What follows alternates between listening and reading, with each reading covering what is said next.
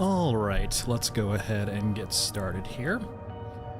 I didn't check the stream bandwidth beforehand, but it does look good, so we are a-okay for now, knock on wood. What else? I finished the other tunnels, other water thing. So I had to sell a bunch of just miscellaneous stuff off stream. So that's built. Other than that,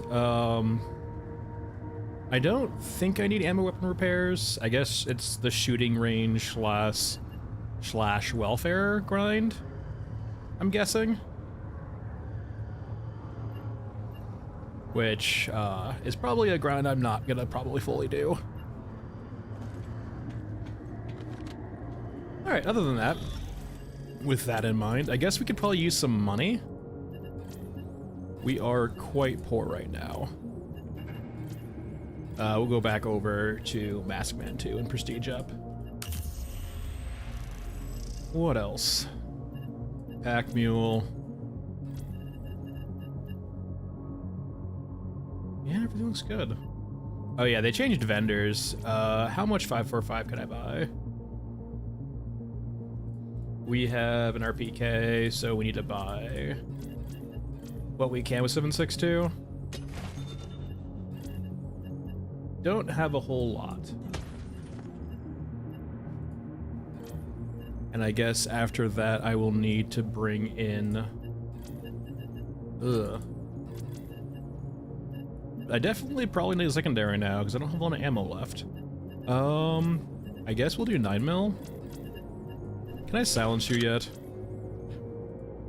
I need, I think, the second barrel for it. Let me go over to Aramaki. Barrel. No, yeah, we're not there yet. Is there SMG I can silence? I think the APC 9 Pro I can silence just right off the rip. But that would involve using that gun. I guess it's still good for cyborgs. I can silence you now, I think, actually. I think you can support a silencer. Yeah, perfect. Alright, so we're good there. Alright, we have our meds, we have our ammo. Bring a few drills. I guess we're gonna be going for codexes, I guess, on Mesa. At least first. And we'll go from there.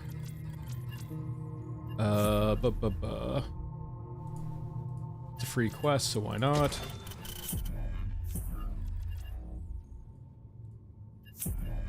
Anything else? I don't think so. I can do some resets to try to actually find some quests, but I'm not sure how long we're gonna be in tunnels for.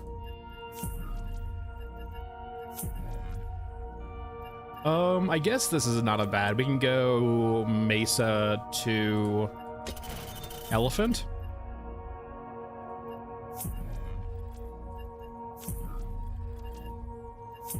Any other quests we want to do on the way there?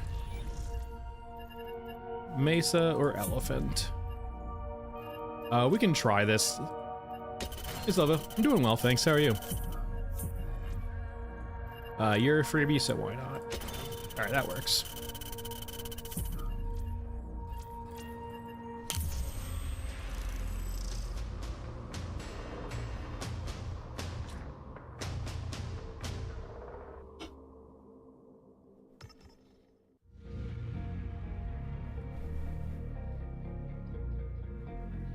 Yeah, that's a mood for sure. I do enjoy my good old procrastination. Oh yeah, hold on.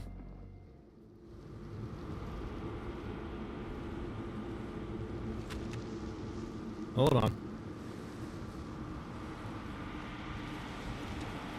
I did a driver update this morning, and so that means it has to redo shaders.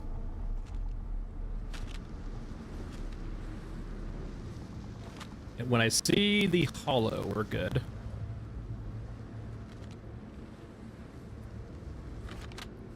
Any day now. There we go. Hard to breathe up here, but the mask helps.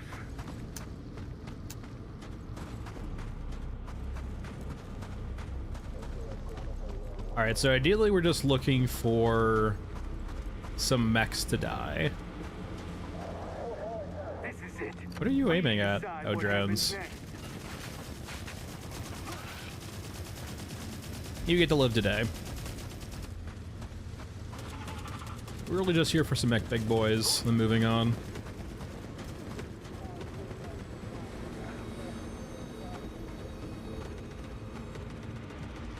I hear at least one mech.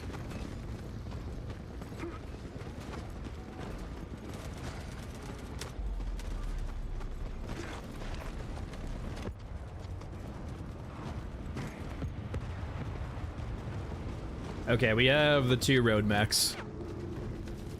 The T-90 should hopefully kill them eventually. It can be kind of slow, though. What the fuck is that drone doing? Also, am I stuck? Okay, okay, we're good.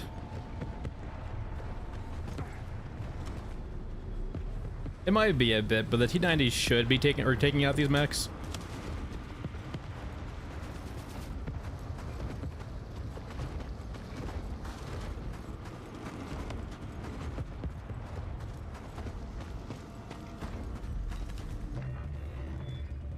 I don't care. I'm not here for you.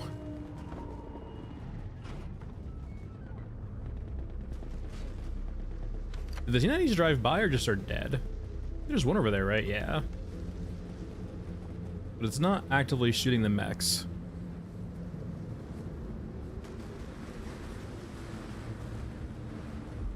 Let me head over to where the T-90s spawn. Maybe that will have this show get on the road.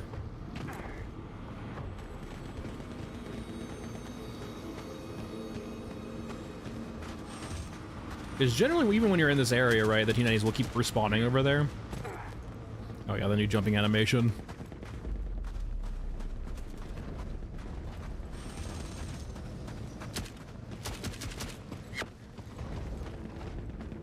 Alright, Bex. Or rather, alright T-90s.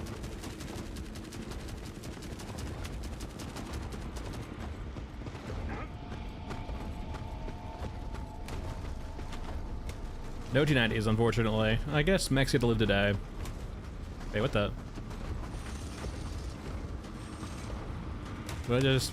Hold on. I saw like a really weird distortion on my legs. I was kind of confused for a second. I feel like I was moonwalking.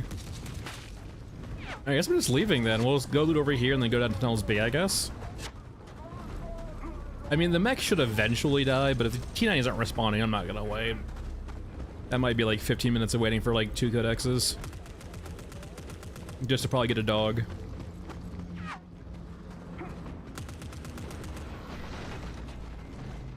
Alright, continuing on our way.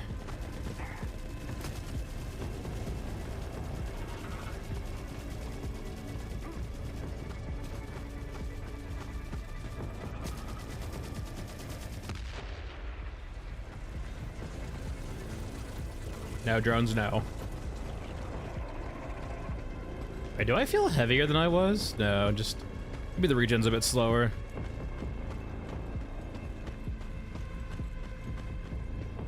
It's about the same. Probably just fat fingering the shift key. Alright, go away, drones. Everyone for themselves.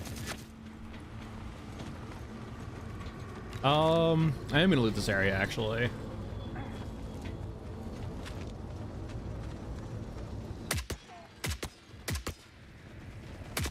You know, I'm happy it exists, but I'm not in love with the implementation. The being the your spotted indicator.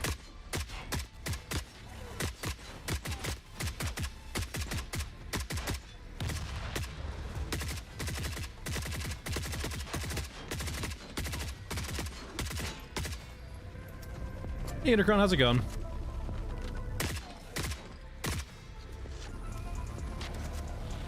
Alright. I don't see much reason to loot these guys. It's just to get alcohol. I mean, they have cyborg parts. Hey, John.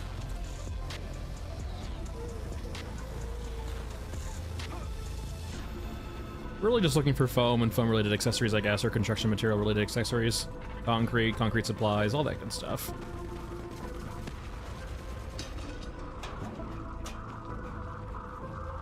Kershaw machine parts, now you show up. They probably admitted the loot tables, though. I think they did, actually. Make every shot count.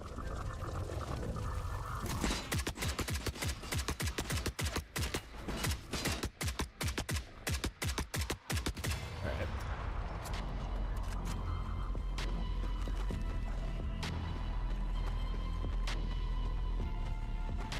What about them?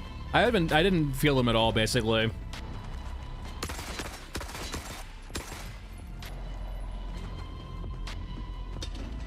I guess they worked before, actually, man.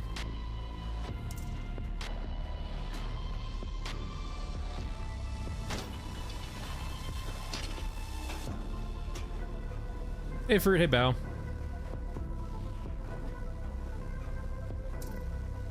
I mean, Fruit, I'm not gonna go into that just now. I'm gonna let it chill for a second. I think they spotted us.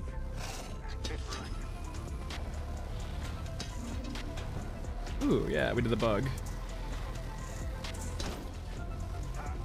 Alright, let's get the fuck out of here. Head over to Elephant. Yeah, I think the only, like, technically person, Van, I've seen, like, maybe, like, one or two people, like, say they've had issues, but they've been on, like, CPUs that it's surprising they're playing this game in the first place. I think if you were meeting the minimum specs of what they have on their Steam page, I mean, like, this is a feeling, not necessarily proof, but it definitely feels like you shouldn't be having issues with compressed textures at all, or compressed assets at all.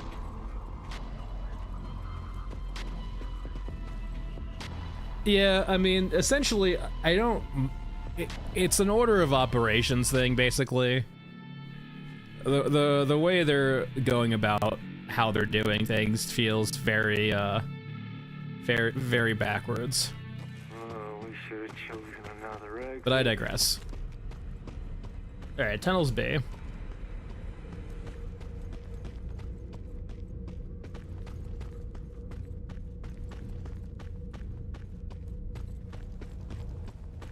Oh, yeah, okay. There's a crate in the skulls.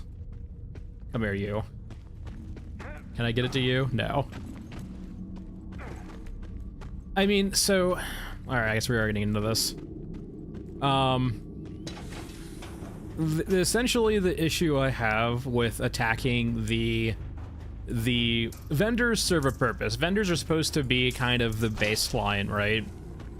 They're supposed to be, like, the backup. But like the crux of the issue is they did economy work on ammo scarcity before they even touched weapons. There are so many useless weapons that just feel absolutely god-awful to use that it just feels like, why are you attacking this from the scarcity angle first? When it should be, hey, get the weapons into a spot where they have clearly defined roles, and then attack scarcity.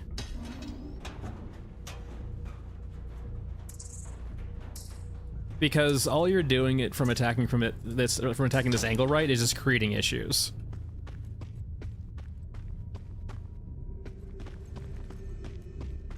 Essentially, too, when, like, remember, the vendor resets are just behind an hour, like, it doesn't make any sense to just have the vendor resets be behind an hour timer, because all you're basically telling players is that we have decided that you can only buy 50 an hour, but there's no other gameplay considerations. There was a hotfix yesterday. There was two yesterday. There was one in the morning, I think, for the SV, like the integrated suppressors and a few other things, and there was another for an audio issue they introduced with the previous hotfix.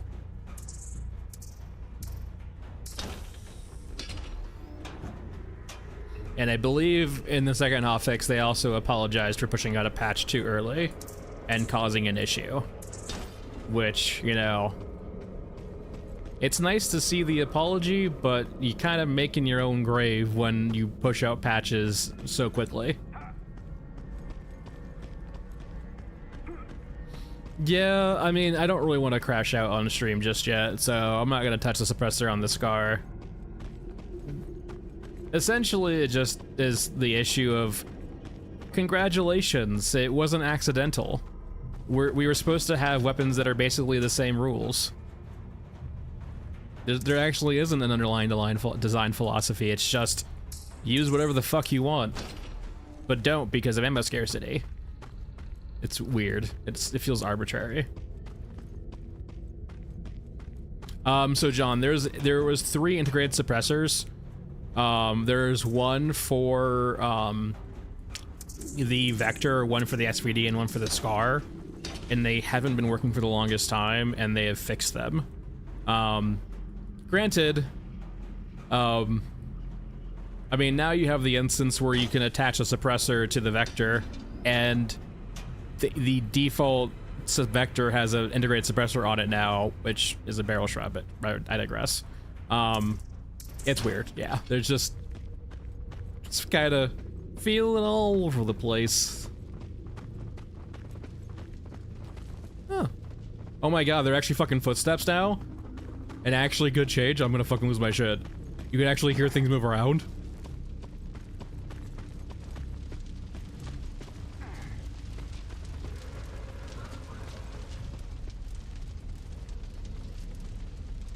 I mean, step in the right direction, I'll give him that, 100%. Actually being able to hear footsteps now is, fucking amazing.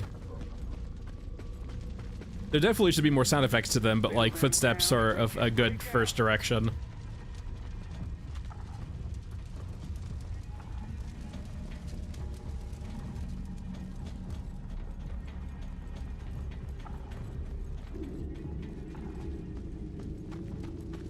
Thanks, Billy.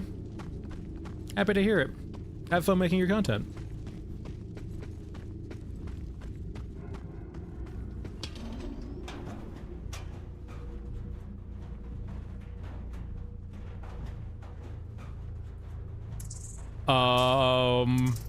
I think the tunnel stairs were on purpose. The ones that just like have random just things that are missing. Fred, I feel like you know this answer to this question. If you genuinely don't, no, the VKS is awful. The VKS is one of those guns where it just like does not have a clearly defined role within the game.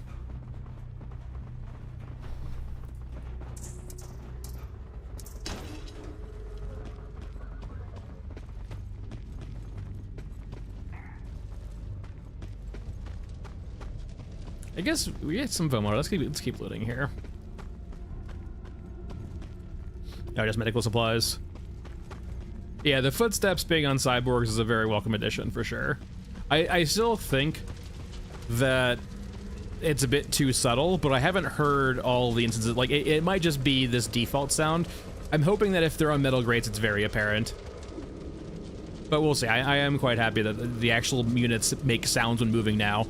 I do think there's still some work to be done there, but it's a very welcome first step.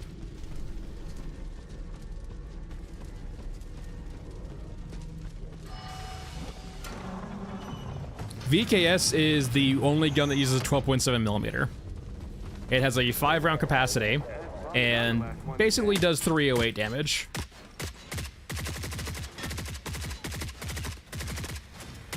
Did they nerf headshot damage?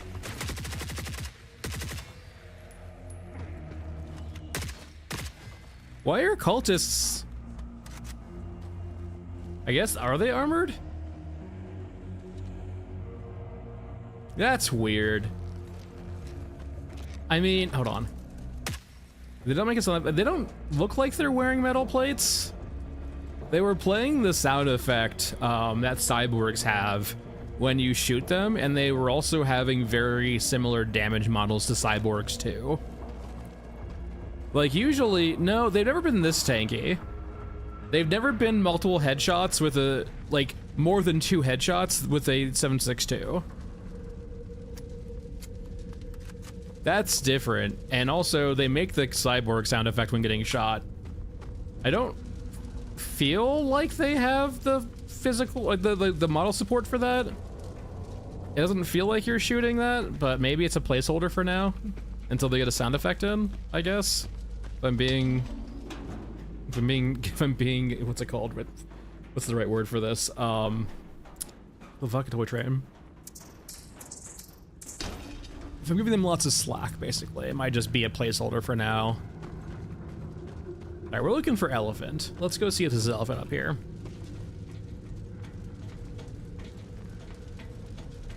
Like, it basically just felt like they had the damage of the cyborg damage model, basically.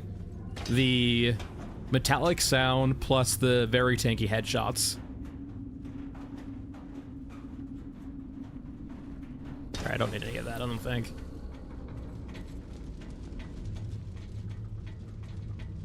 I mean, I'm using 7.62, it should be slightly better than 5.56.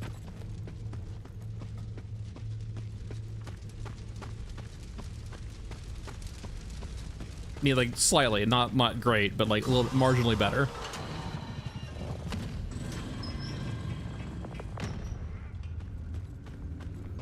I mean, they didn't always used to like have that though, right? That's kind of the thing I'm raising, is that seems to be like new to this patch. Is that cyborgs, our cultists are tankier and now have the cyborg sound effect? Like, they never used to be that tanky. Trust me, I've killed plenty of cultists.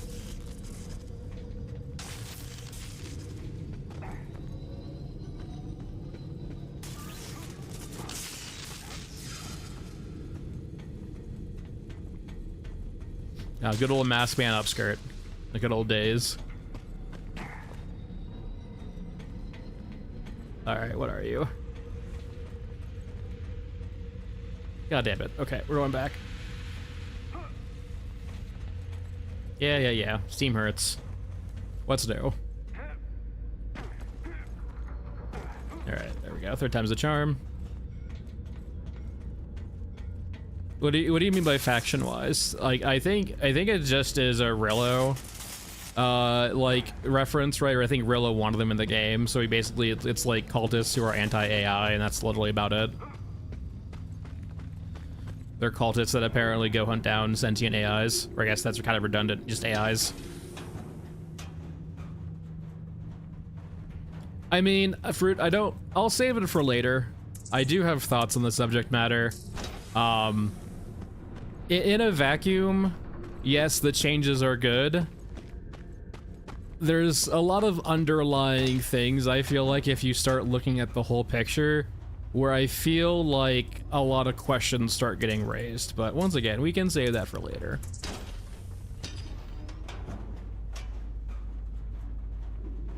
Hey, Clem.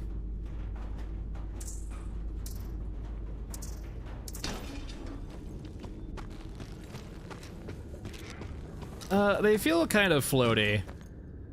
I understand why they changed movement. I don't necessarily like it though. It feels like it has no character. Hey, Game Shift. Yeah, I mean, they're their own faction. Yeah, they're just, their own thing. They're not like a sub-faction to any faction. They're just kind of their own neutral entity.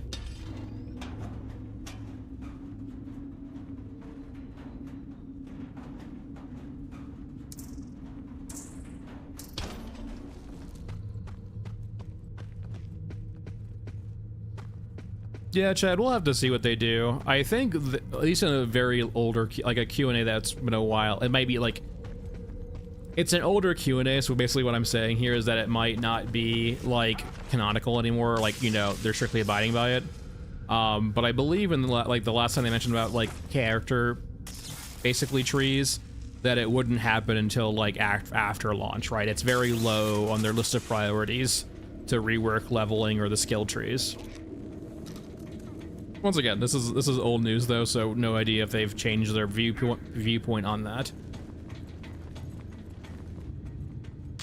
Yes, it's much more arcadey now. Yeah, it does feel like a concession. For better or for worse, movement is more arcadey. This is a dead end, right? This is a dead end tile. Yeah, it's a dead end tile.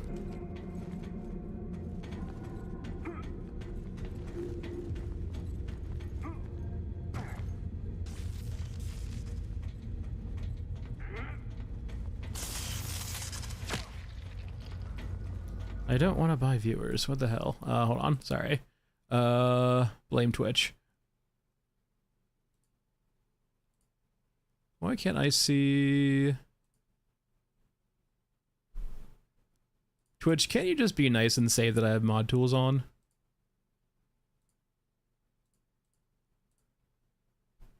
Hold on. Did they fucking move it? Twitch, it can't be this hard to keep chat normal. Like, genuinely.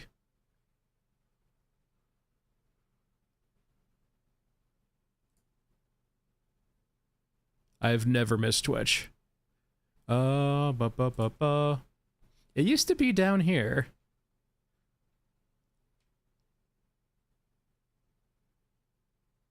Where's, like, literally the mod tools for fucking Twitch chat? My god.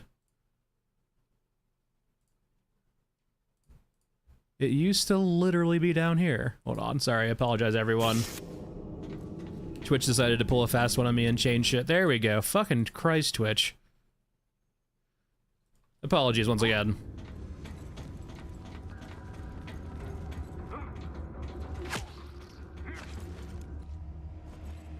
Oh yeah, it's by and large, it's why, like, once you see me get to, like, Maskman 25, I stop leveling up Prestige. It's just, I don't care about skills that do nothing. Yeah, I cannot be bought. And also, skills that do nothing, but also having me redo the skills every single fucking Prestige, I can't be bothered. Okay, actually, this is great, actually. Hold on.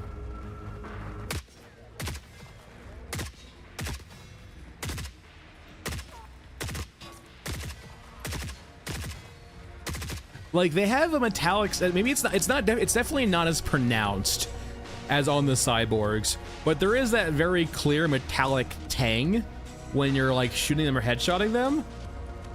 I mean, I don't, what helmets do you guys have? It's like leather helmets, right? It's not even,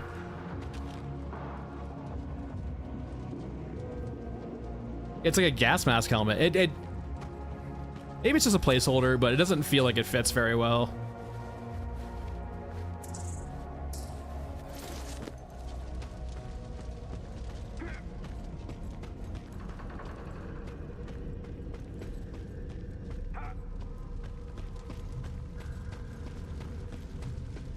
I freeball it. I mean, I'll learn them eventually, right? Or maybe I won't.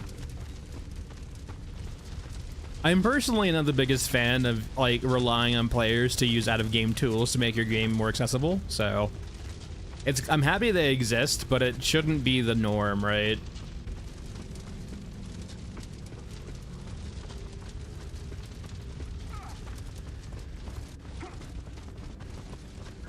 That audio is cutting in and out really aggressively, though.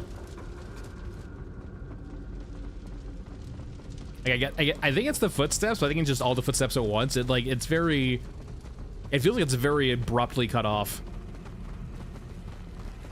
I'm going all the way back, aren't I? Holy shit.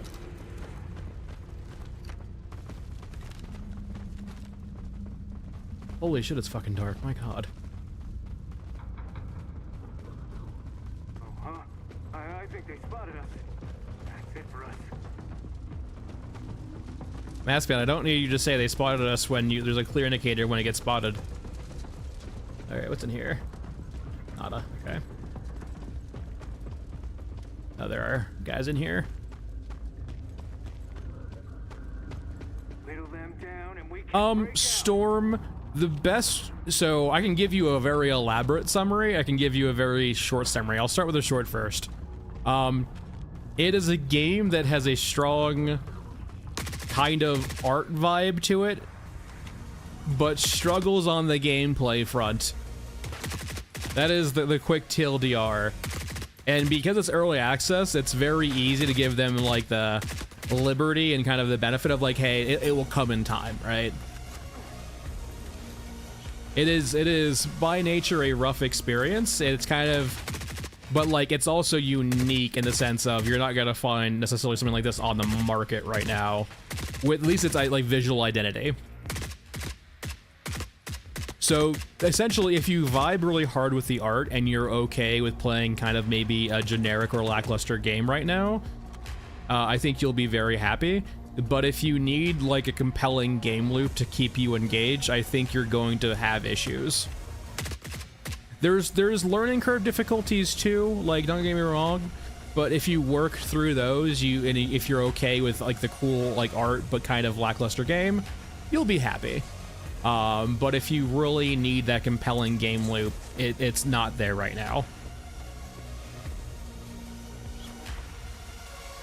Yeah, for sure. Like, it is, you're not gonna find an exact game like this on the market right now.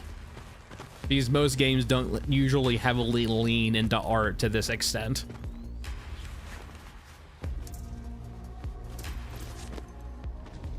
I've heard rumors of 1.0 soon for Tarkov, but I have no idea if that's actually true or not. I've heard it anecdotally from other people, not from them. Speaking of, and this is an entire different tangent, and we don't want to get into it too much, but I saw that New World's basically shuttering itself. Or, sorry, New World's on end-of-life support basically now, right? Where the servers are kept and updated, but like, by and large, there's no more updates coming to New World. Fucking peak Amazon. Anyway. Fucking peak Amazon. Yeah, Silva, I'm personally I guess we can get slightly into issues now because they're being asked. Hey, Duffs. Essentially with the few, once again, the changes they've made, I understand where they're coming from, but they're making, I think, concessions to basically play whack-a-mole bug fixing or issue fixing, right? So like it doesn't like, with the few changes they've made recently, I can no longer internally justify or like logically plan out of what they're doing or why they're doing it. It feels all like a hodgepodge now, and like for that reason I just cannot really bother anymore. Like, before I could give them, like, you know, the benefit of the doubt, like things are changing, or like, you know, this wasn't the intent, and like, you know, just in the back burner. But like with the few changes recently, while they've been necessary, I'm not sure if I think they're part of like a coherent design philosophy outside of just whack-a-mole bug fixing or issue fixing. It feels incoherent. But once again, you'll never, like, once again, this game is a unique little thing in the market where, like, it is a very art-driven game, right? And you will not get that elsewhere. For better or for worse.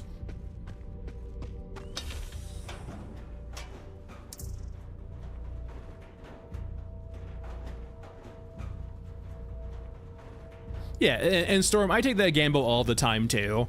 Like, I love early access games, and I will, by and large, if I like get to a Steam page and see a game that sounds interesting from a pitch perspective, and it's early access, I will generally pull the trigger if it's not like asking for like fucking, you know, $60.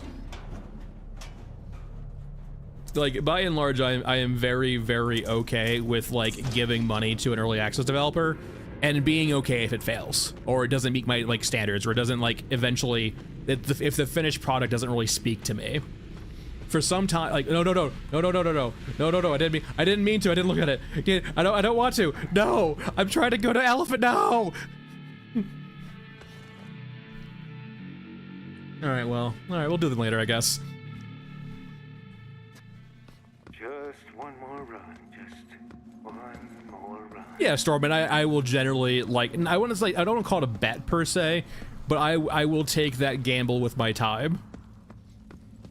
I am perfectly okay with like spending 30, 40 bucks on an early access game, getting my time's worth of seeing the journey, and if the product isn't for me when it comes out, it isn't for me. It is what it is. And the problem is I'm feeling very much about that with this. Don't miss. Make every shot count.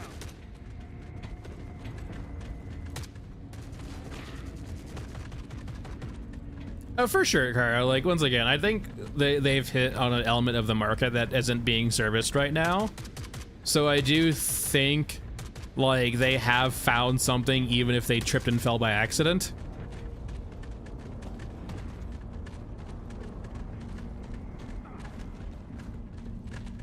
I do think that, like, yeah, they found something. It's the question is, can they turn it into something truly special outside of the art? Or do they even want to, I guess, is the question, too. Yeah, I have not seen Mr. Cold Cuts yet. I haven't really been looking to.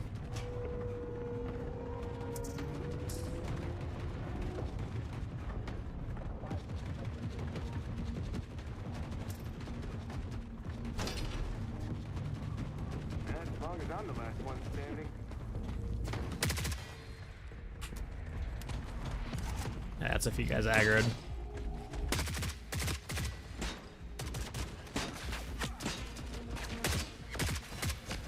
Leave me alone.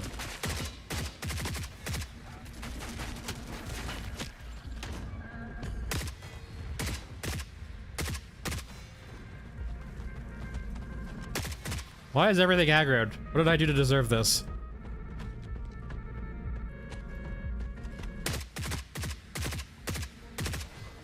This is not murder, it's self-defense. Alright. I'm gonna loot and skedaddle here before things respawn, which they probably already are.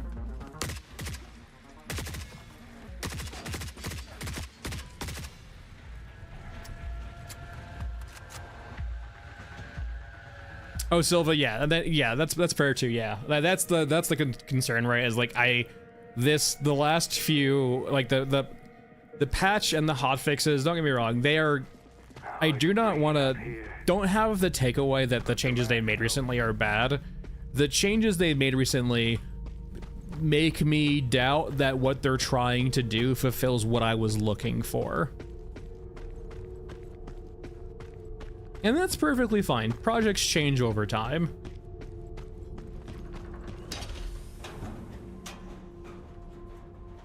And like I will say, I'm probably I don't want to sound like I'm a unique butterfly. I do think that I might be in the minority when I genuinely want like compelling gameplay loops, like with actual like reasoning behind them and just like feeling. So Kilvian, the exact changes are a few different things. The first being the movement changes. I think the actual like jumps are kind of very arcadey. The movement doesn't feel like it has weight anymore, or it feels much less weightier. Typically when you have mid-air strafing, it's gonna feel like that. But it does alleviate the issues of tunnels, right? Granted, by and large, for the people I talked to, I genuinely feel like the issues with tunnels are controller players. It's not exclusively them, but it kind of gets the feeling that a bunch of people playing on Steam Deck or controller are having issues with tunnels because some of the jumps require you to like turn and then jump if you try to sprint. And then controller players just, yeah, it feels like a controller issue. So there's that, and I know this is probably going to be an unpopular opinion, which is perfectly fine and well. I know it's not popular, but I strongly dislike them fixing integrated suppressors because I didn't see anything to fix, except for maybe the SVD. Because in my opinion, by them changing the integrated suppressors, they have now shown us that their design philosophy was to literally have every fucking gun have a suppressor, basically. Like every mainstream gun you would use should have a suppressor, and there's no trade-off to that. Like, it's not interesting at all. It's just, it feels like vibes, which is perfectly fine and well. It's just not what I'm interested in. Like, if you want your gunplay to just basically be a vibe check on have the players use what gun they want and have, like, you know, them look like cool, right? And they don't really care about gameplay implications, then sure. But the way they just ham-fisted in the integrated suppressor effect just felt like, yeah. It showed that there was an underlying philosophy with their guns. It removed my ability to kind of be like, hey, maybe there's actually an idea here.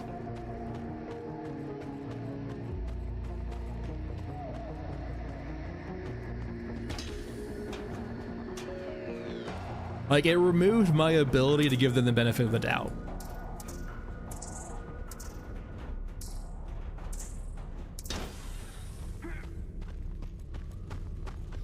And you know, things might come in time, but like, it's been over a year now, and I will say, like, once again, I really like tunnels as a concept. I do think there are clear design issues with tunnels.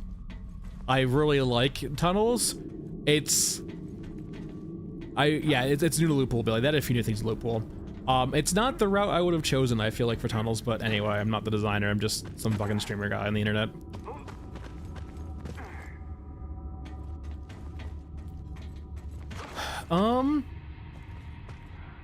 Maybe it's a bit louder. I don't think it is, but maybe it is. I mean, like, it's been always pretty present in gameplay or in combat. I do think you should get used to it and tune it out eventually, but yeah, it's always been kind of present in the background.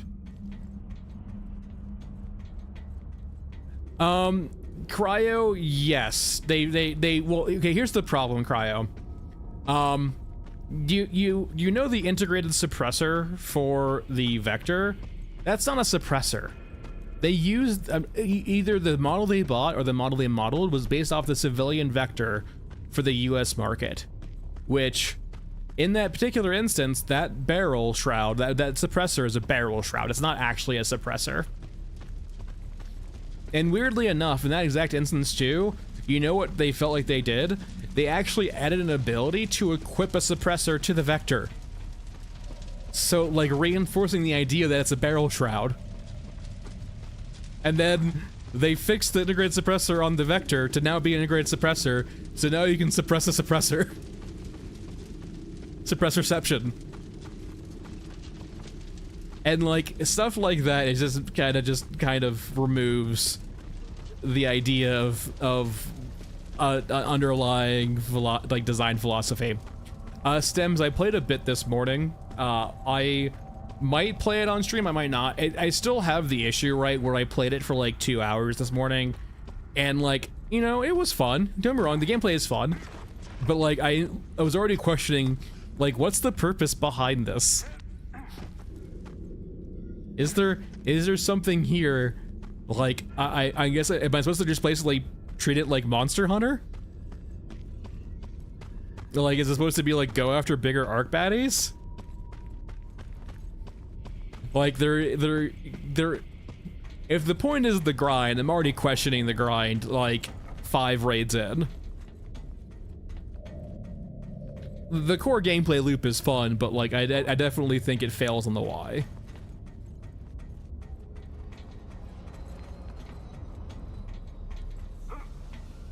Yeah, I mean, if the purpose of the game is to scav, well, you know, you scavenge to survive, or to make a living, right? Or to, like, you know, get by. Like, the scavenging in a game typically has a purpose, right? And Arc Raiders, it doesn't really feel like it does. It just, I mean, it relies upon the core central loop, right? Which is, you know, I go out and get gear, so I can craft better gear, so I can go out and get better gear. And that loop kind of preys upon itself, right? It's a traditional, like, MMO loop, right? Or just regular looter shooter loot of getting better gear to get better gear to get better gear to get better gear. And eventually the game says, okay, you're done now. Yes, sure. Why not? I'm not gonna go back and I'm not gonna backtrack here. Yeah, I played about 5 or 6 raids. In 2 of the raids, I did extract with a random person. And like every other raid though, it was murder hoboing. Granted, I don't have, I should probably turn prox chat on. The few instances of like, of cooperation I had to crouch ban because I didn't have prox chat on. I mean, and to be fair, and this game fails at that too, right? Like, this game has the fundamental underlying failure of, why am I doing what I'm doing?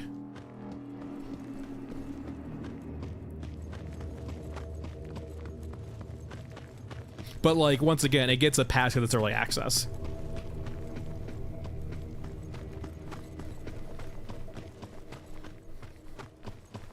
It doesn't necessarily need to have that in stone right now. It probably should if they're far along, but it gets a pass for now. If it released as is, or like, let's say for example, all like the weapons were like perfect and like the units functioned properly, and like all the bugs were fixed and everything felt fluid and well, I would still have the issue of why in this game.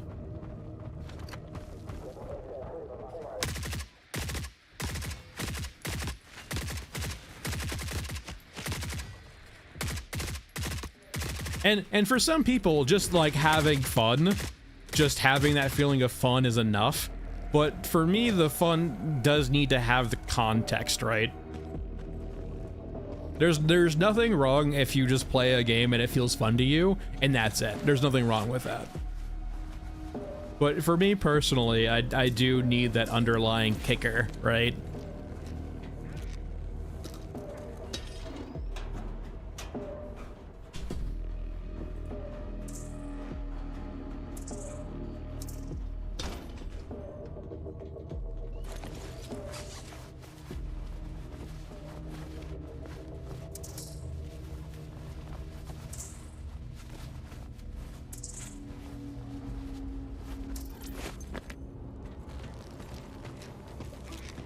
Yeah, and like to kind of culminate, basically, while the changes have been good, it just kind of shakes my underlying opinion or faith that it isn't just going to be all style, no substance. I'm not condemning it, but like, and if you're into just the art, I would say get it, right? And support the developers that way. But for me personally, I like complex board games. I like games of like thought, right? And I'm not saying it needs to be that, but I do need that underlying kind of drive to play a game, or like want to, you know, invest time into it. Remember the good old days when stories had narratives, even like RTSs? You know, the RTS didn't throw you into different missions, right? Just for the sake of it, different missions. Like it had a, like, even if the story was bare bones, right, it did provide you with the narrative structure to feel like why you're playing this game or doing this or why you're fighting this enemy, right? It doesn't have to be very strong or very present in the game, right?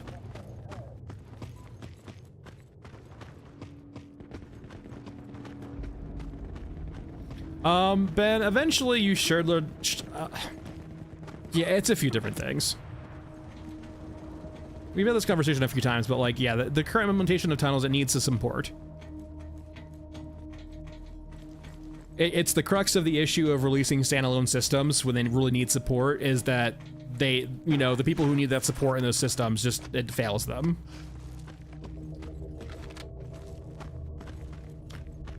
Give us games I like. Okay. I like Slay the Spire. Slay the Spire is a fantastic game I keep going back to. I spend way too much time in the game. I really like Returnal. I really liked Tarkov. I would actually probably still be playing Tarkov if PvP wasn't like a cheater RMT fest. Because despite Tarkov being very narrative light, the actual purpose of the game, even if it doesn't fulfill it yet, like I would say like 10 years along, I don't think they deserve any slack. But like, if you come back to me like 2017, 2018, right? I'm like, yeah, the purpose of Tarkov is eventually like escaping from Tarkov. That's the goal. Like everything you do in Tarkov is you trying to escape, right? You're doing these quests to get reputation so you can find a way out, or getting gear so you can find a way out. The eventual goal, the narrative conclusion to that game, is you escaping from Tarkov. Granted, it's not in the game yet, and considering it's 10 years along at this point, however long it's been, yeah, the developers deserve some condemnation for that. But like, by and large, it answers the why. And that's what I mean by why too. It doesn't have to be very deep or very complex. It just has to be a feeling on why you are playing the game or why you're doing what you're doing in regards to the game, right? Is that a dog? Yeah, a dog.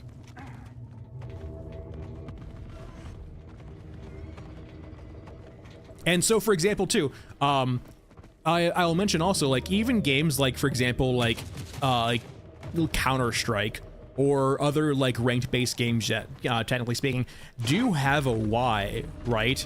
Like, the why might not be a very good why, but it does exist. You are trying to get better at the game. You're trying to express skill mastery in the game so that you can get better at the game and like rank up or play against better players, right?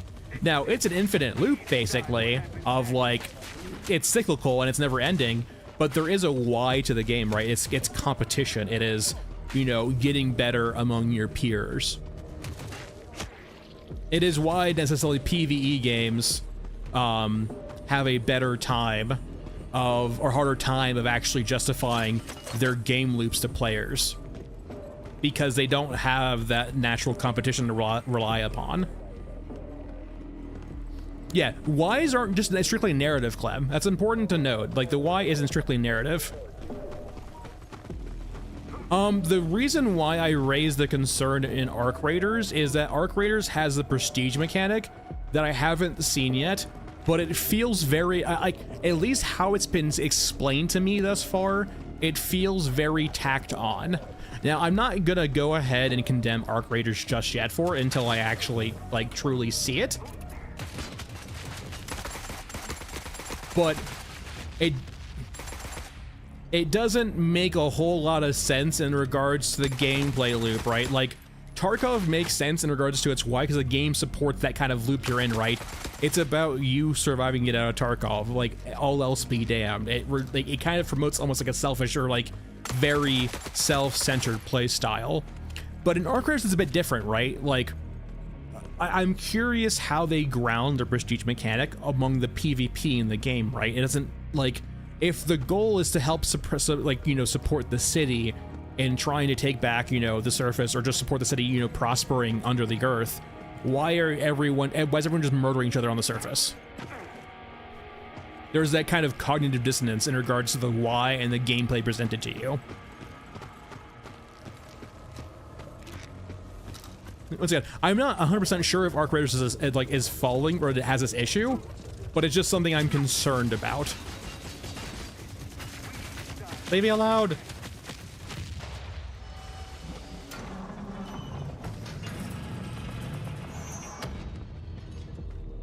Like, I am concerned that their prestige mechanic is very transactional in the sense of we need something in the game to let players reset their progress.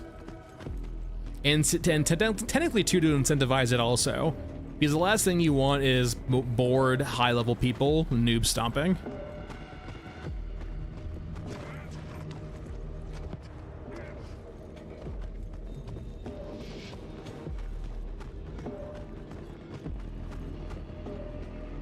All right, Tittles D.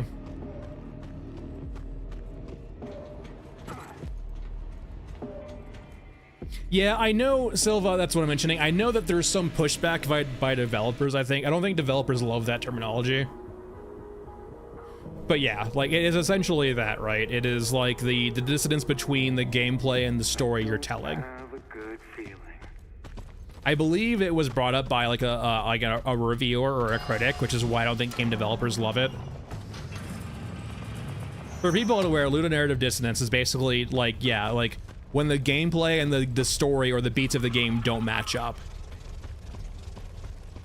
Like, imagine if you were playing, like, Farmville, or a game about, like, you know, supporting a city, or, like, building out, like, imagine if you were playing a very peace sort of game, and then suddenly in the game you're murdering people. It's an extreme example of that.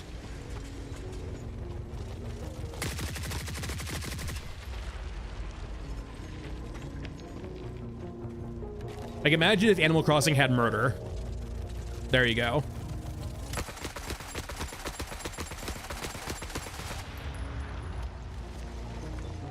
Sorta, kinda, Clem, but not necessarily. I would actually say people expect that out of The Sims, though, too, as, you know, murdering your Sims. They're your toys to do what you please with.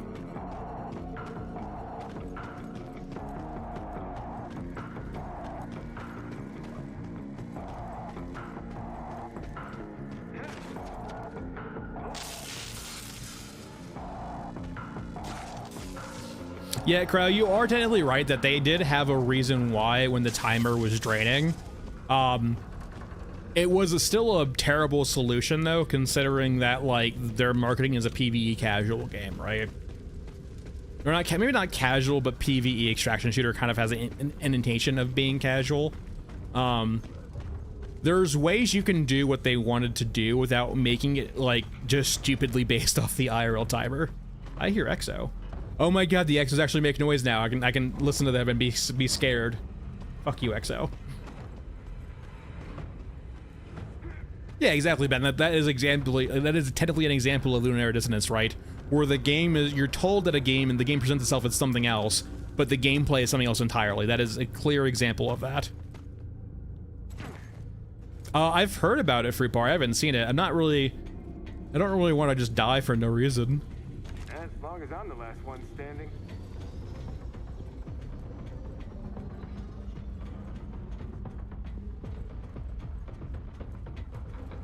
Yeah, there was that. You are right, technically speaking. BioShock Infinite was weird. Hold on. I mean, I like timey-wimey shit, but I definitely felt like I got near a little bit, maybe too gun-ho near the end.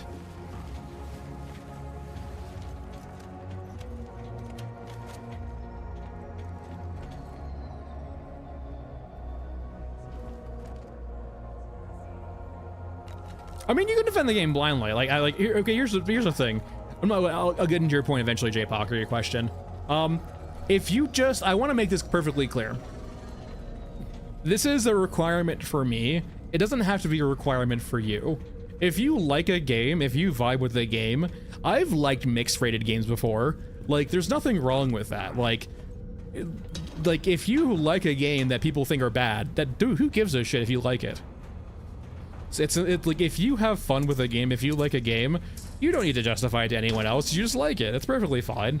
If they try to say it's very few and far between where I will claim a game is objectively bad, and not just bad in my opinion.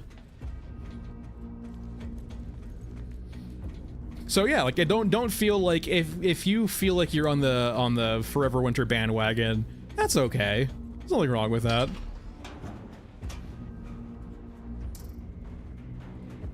Is important. I do appreciate that you making sure it's not blind. That's always a good thing to check.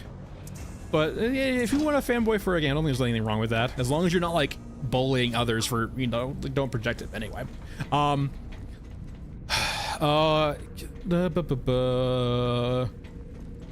Okay. So J-Pock, essentially the way I would think of it is like this. You have a game you want to make, right? And you want to rely upon the extraction shooter loop. So you know that you present your players with fairly repetitive content that they're going to engage in a lot. And then one clear, I would forgive Tarkov for not knowing this, because they were pioneering a new genre.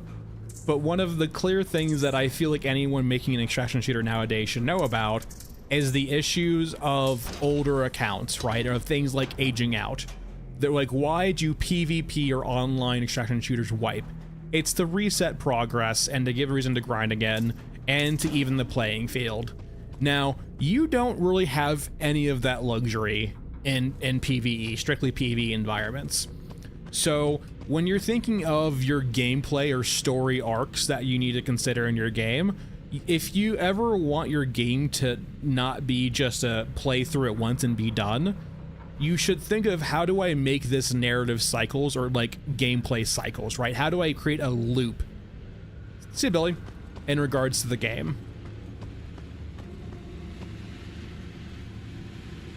So that's kind of the first framing you need to kind of think of, right? In the sense of, hey, if we're trying to have this game be PvE, it needs to provide a narrative cyclical way of scavengers resetting their accounts or soft resetting their accounts or opting into a reset.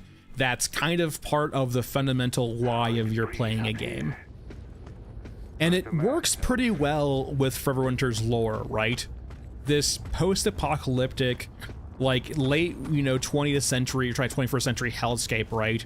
Where the AIs are just waging war for the sake of waging war. You can have natural, waxes and wanes of combat, and you can have cycles. And essentially, let's say, for example, presumably there are super weapons, presumably there are very dangerous things, presumably, you know, the war escalates, right? And maybe your goal as a scavenger is trying to stockpile stuff so that you can survive when the surface gets unplayable. You are essentially, in a way, stockpiling for winter.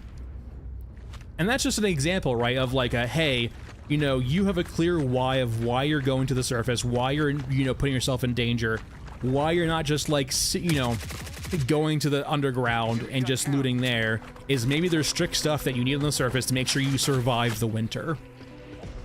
And I've given different examples too, right, of different loops, but like, it's just, there's so many different ways of doing it. There's no right answer, it just needs an answer.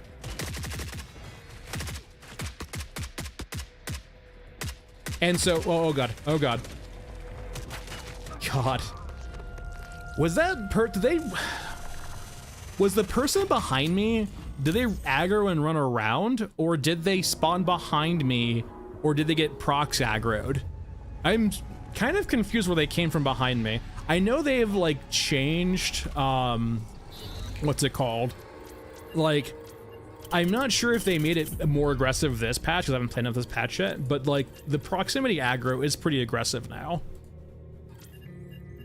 So we'll have to see. Also, rip, what was that? An hour of my time? Oh well.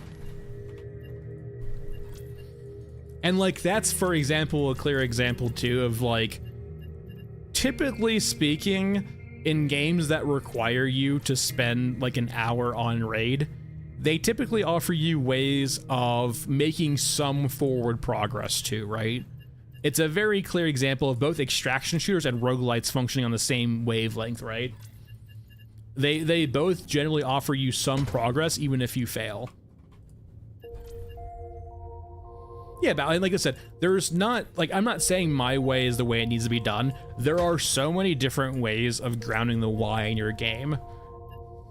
And sometimes too, like, there's different things you should, like, if you want your game to be for a specific audience, that can help influence what whys you go after. Because, for example, I think Fruitpart mentioned it earlier, right? Like, some people are just perfectly okay with role-playing, and so you should focus a lot on the immersion factor of your game and making it easier to roleplay. The why for them isn't necessarily narrative in function, it's immersion in function. They're trying to escape to like a roleplay environment. I have not, Revan. The only game I've really been playing recently outside of this, there was Sugar. It was just a smaller, well, not smaller one, but it was mainly quality of life focused. It was focused on, where's some drills too? I got drills, okay. The quality of life update was focused on adding oodles compression, which is CPU based compression. Essentially, they reduced the file size of the game to 122 to 50 gigs, basically. Like, I think it's like 44, but basically 50 gigs. So that was the big thing, and lots of quality of life fixes, new movement, a few fixes for guns here and there, just lots of quality of life stuff and bug fixes. Just one more run. And to be fair, which is like overdue, right? Like, we had the big patch with tunnels. It's gonna take a while, Sugar.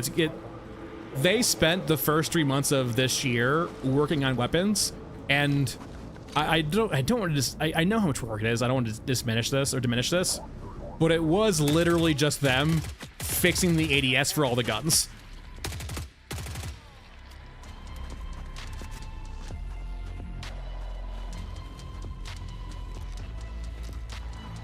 And bazooka, yeah, and like considering that we're in this like really large sci-fi war now, it would reason to believe that there's weapons of war that basically make the surface like so thoroughly deadly for a scavenger that they would never go to the surface during the circumstances. You would, in a sense, not have a literal winter, but you would have a warfare winter.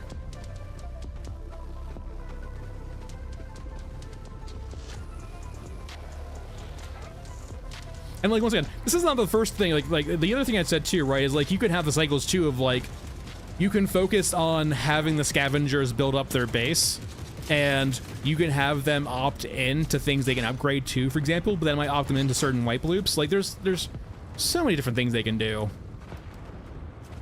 All right, we have some mechs. We have the other side of the equation. Yeah, we'll see how it pans out. It is a solo dev project, so there's always that kind of feeling of,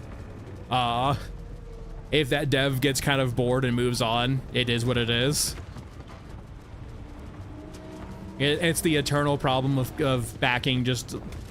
Like, it can happen with companies too, right? I don't want to say it can't happen with companies, but like, it's up to the whims of one person to continue the project.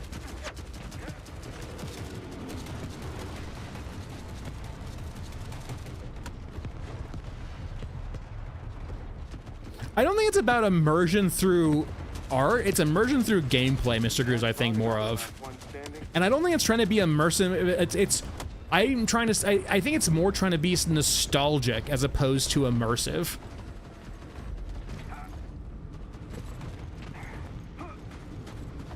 It is harkening back to like the old PlayStation era of graphics. And it's trying to immerse you through like gameplay depth as opposed to necessarily graphical depth.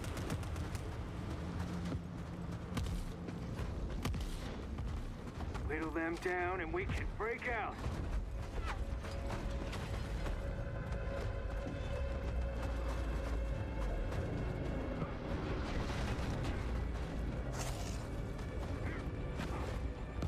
Helicopter, helicopter. Wait, maybe you'll be able to kill that. Shoot the... Leave me alone, please. Helicopter, shoot the thing. Wait, did one of them actually die? I think one of them died, actually. Can you stop following me? You're being very rude right now.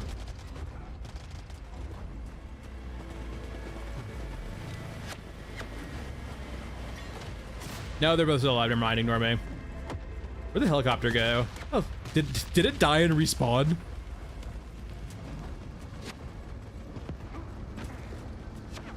I think it did. Whittle them down and we can break out. God, it's so derpy.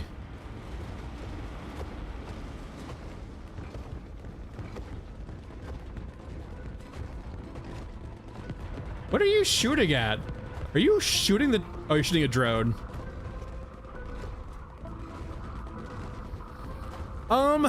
Yes and no, John. I mean, like, you can do immersion without necessarily fully relying upon art. But art does make it easier, though, right?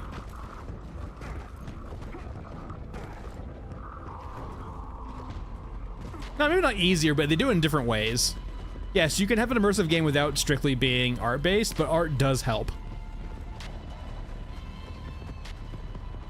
Now, like, when I say art, though, I don't necessarily mean graphical fidelity. I just mean art in general.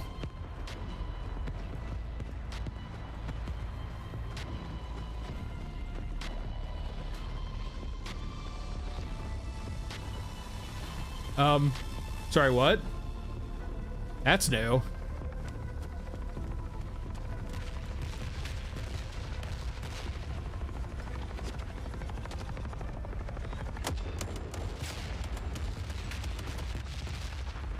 What the actual fuck is going on? Don't miss. Every shot counts.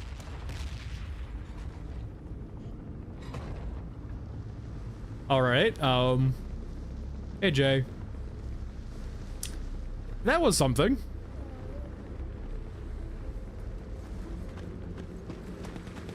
It should respawn, shouldn't it?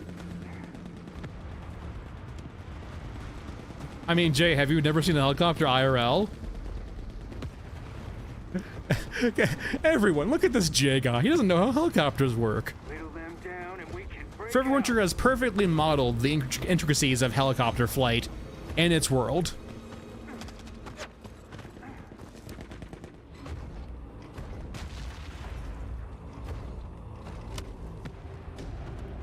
Alright, well, time to move on, I guess.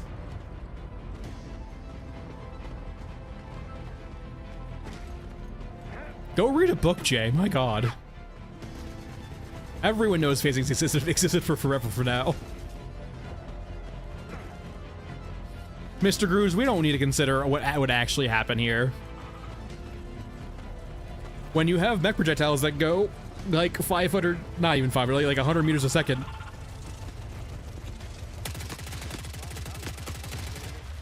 Alright, I'll just keep it with God. But no, yeah, like that, like, and not even that too, Mr. Grooves. That chopper would be so far away, and you would just be shooting AGMs, or, for example, like you'll see in Ukraine. This might not be the case now because they might be out of helicopters now, but like back in like what 2020 or 2023, you would see helicopters lobbing dumb missiles over the horizon, dumb rockets, because they couldn't get farther away, or sorry, closer, because of Stinger missiles or just missiles in general. So they would just do indirect fire with rockets over the horizon.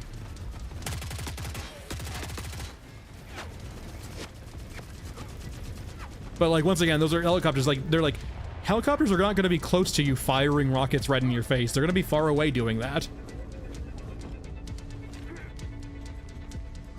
I'm sure there's videos on YouTube of it too, just like rockets doing indirect fire, or sorry, helicopters doing indirect rocket support fire.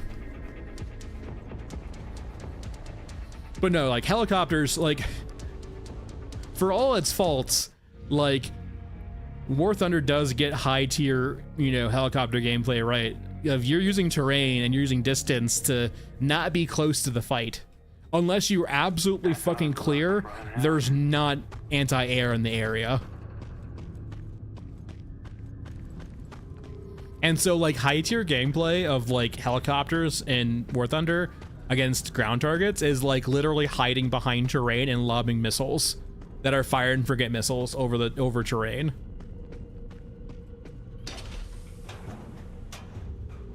Because the last thing you want to do is have to fucking mark a target while you're looking at an AA site. Because AA, like, modern AA platforms are fucking scary.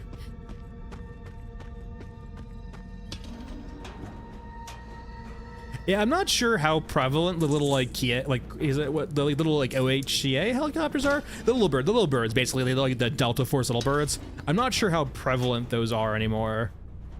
I'm sure they probably still exist, but like that different roles as opposed to like an actual attack helicopter with you know, a full AGM loadout.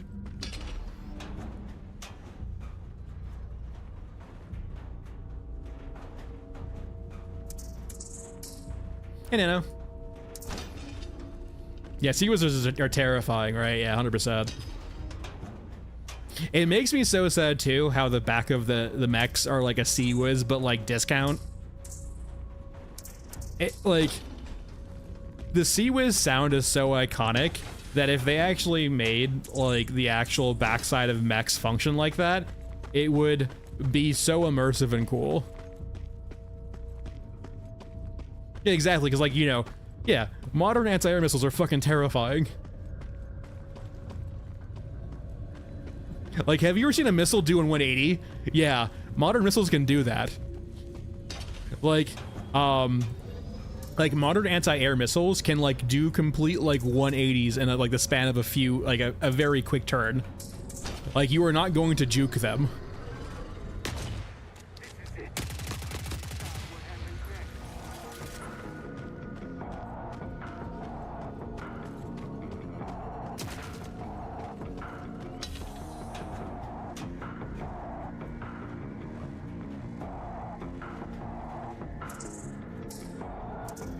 No, yeah, like go look at some like high tier, like once again, I apologize for referencing War Thunder because I know like the game is just kind of especially in regards to monetization, but like high tier high tier aircraft gameplay in that is like, yeah, it's just the concern of a missile being launched at you and instantly just deleting you from like a 90-degree angle, or if not greater, is very scary.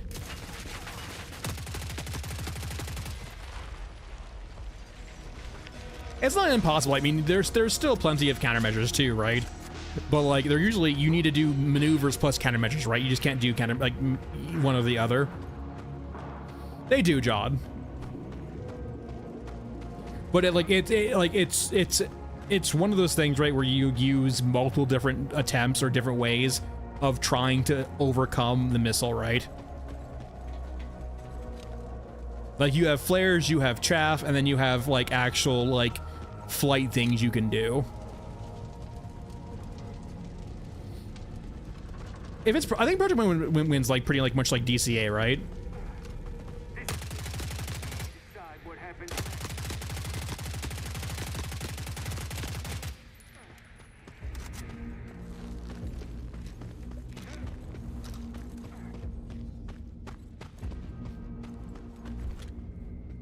DC is like a very aggressive like mil sim flight simulator. I'm pretty sure it's like the gold standard.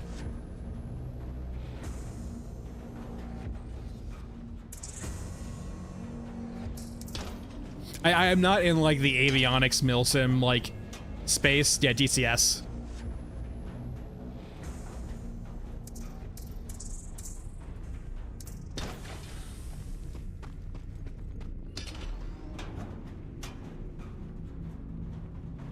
I have some controllers for Star Citizen, that's about it. No, like once you get into full flight sim 2, it gets very complicated very quickly, and I just can't be bothered. People go hard though on that shit.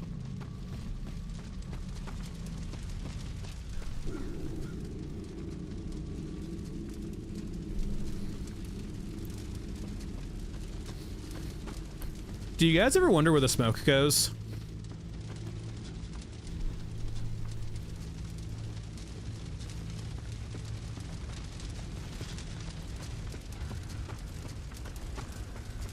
Drone warfare is scary, but I will mention though too, if you haven't seen it, Laserpig just put out a new 30-minute video about drones. I would say go watch it. I like Laserpig.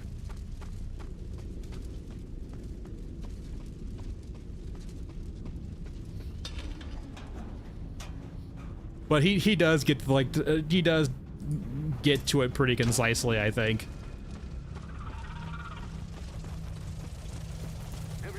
Leave me alone, drones.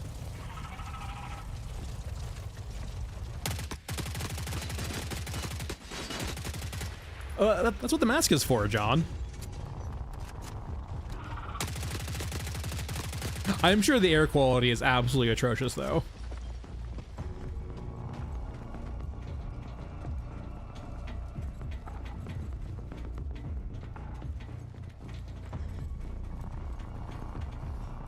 I've noticed this before, by the way, and like it makes me instantly think there's like a fake wall here or a way to open it up. There's not. It's just it's closed off.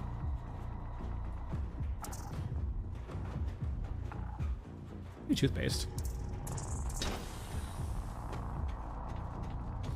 Well, thankfully, when your life expectancy is not above 40, cancer, by and large, becomes not that big of an issue.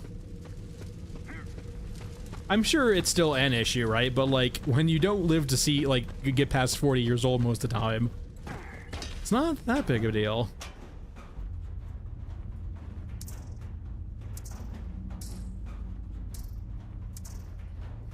Yeah, old man's actually just 23. You age faster in the post-apocalypse. Yeah, old man's like mid-20s.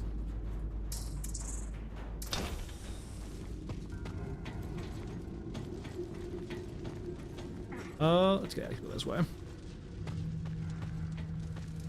Wait, we're in Tunnels B, right? And we wanted to go to... We were trying to actually go do, what's it called? Elephant? Let's over this way, then.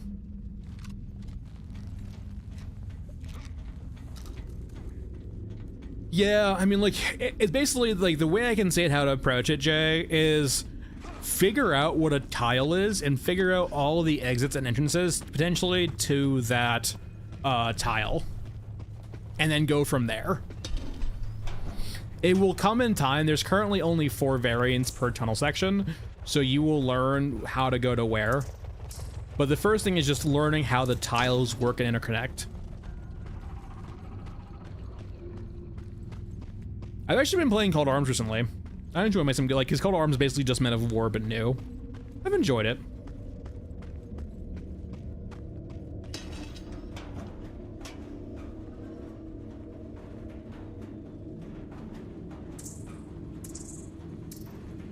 I'm still figuring out a good difficulty for the AI, though, just because, like, it's one of those games where you need the AI to be, like, right in the right spot, otherwise it feels wrong.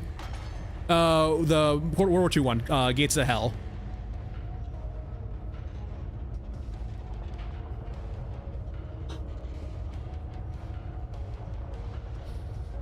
Okay.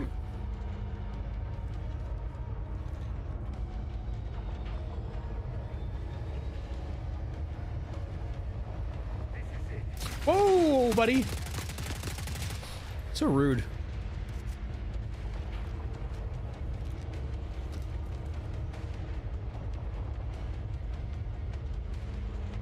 But no, I'll probably be playing more Arc Raiders this weekend, or at least like later today too. I'm still on the fence about streaming it.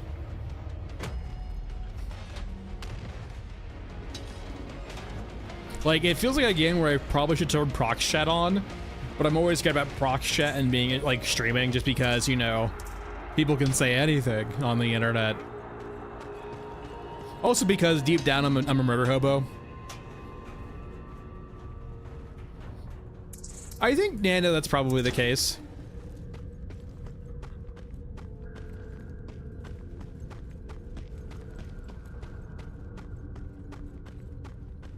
I mean, Pixel, deep down I am a murder hobo, right? Like, I am a shoot first, ask questions later kind of guy. I will feel charitable here and there, but like, I'm always sussed out by like trying to be too nice.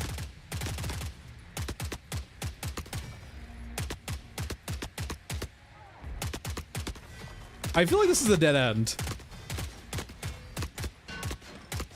Why do you make metal sounds? I am actually, Mr. Grooves, I know you're mentioning this game, but like, you can actually like harvest plants in that fucking game, which is kind of cool.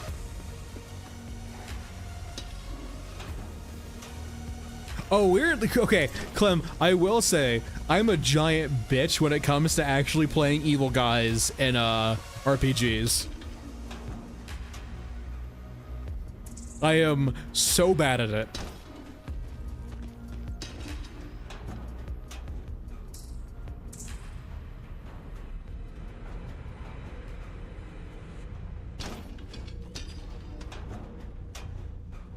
Yeah, it's kind of the problem, Bao, is that like, all it takes is someone to get burned once before they're never gonna trust anyone again.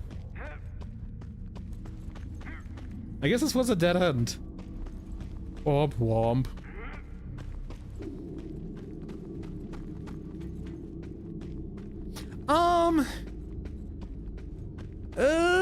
I mean, I can understand that viewpoint, Mr. Grooves. You don't have to play it like that. It does give you the options of not engaging in any of that.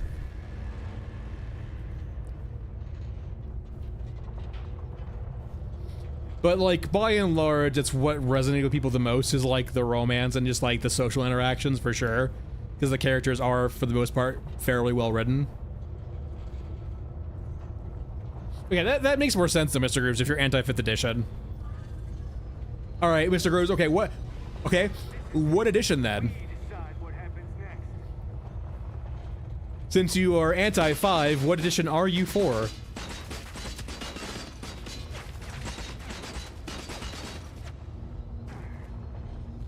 I didn't ask you guys. Oh, okay, alright, boomer. I only play the original D&D. Anything else sucks. Doggo, I was kind of waiting for 4th. Like, there was no shot he would answer 4th, though, if he wasn't in the Baldur's Gate.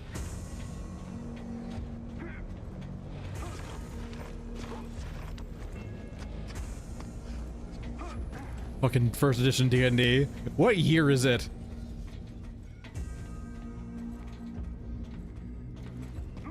Okay, wait, there's 4 here? Oh. Oh yeah, I forgot. We can go back to the innards now, right?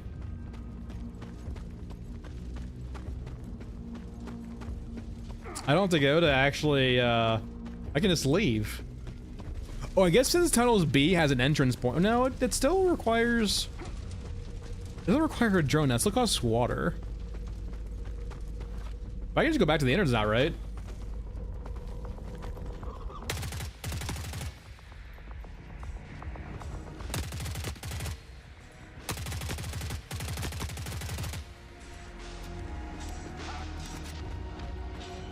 I don't have to go to the surface again.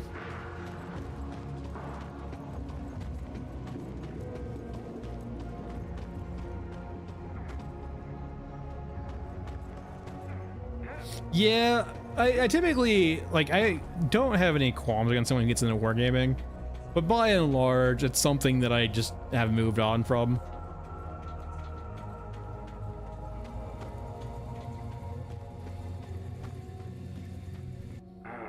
Hard run. But at least we made it.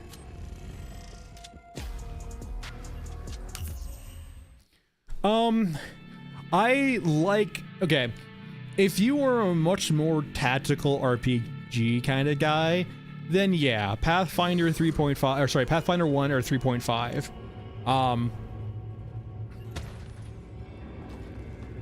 Yeah, so you can extract at the actual scav camps now, I believe. I'm not sure if it's universal across all tunnels, but at least tunnels B.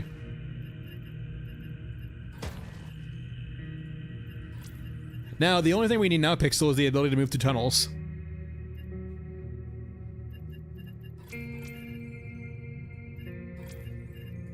Okay. What was I doing? Still trying to go to Elephant, I think. Okay, you do require adrenaline. Let's just start B and we'll go from there. Hey, Devious. So yeah, if you're much more of like into the combat or the like the stats and like combat and just using your things, like if you really want tactical synergy,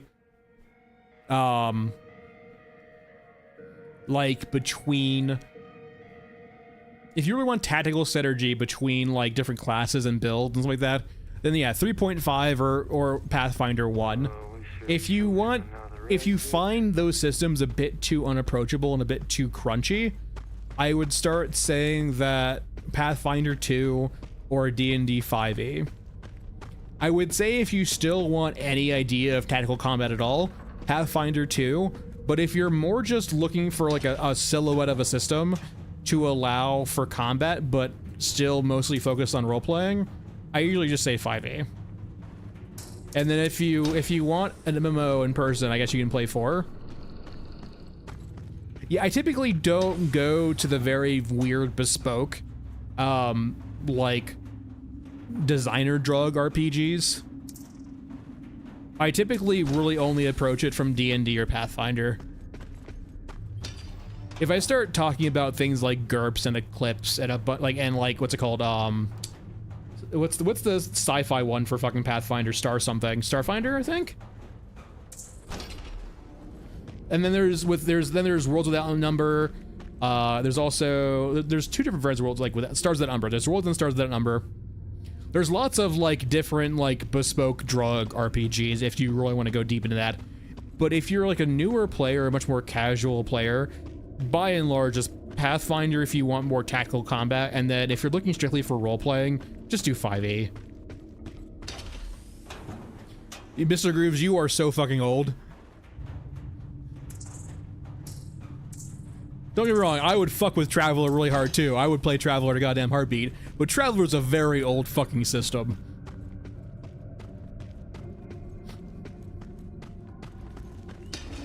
There's also 5 containers here.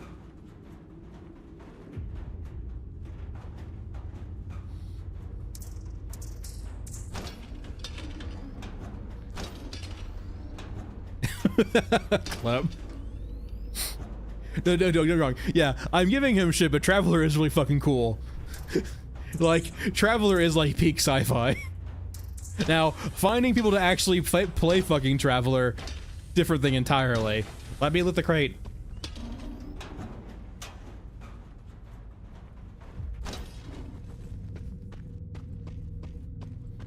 And that's the nice thing about D&D 5e too, is like, there's plenty of, okay, we need to have a conversation.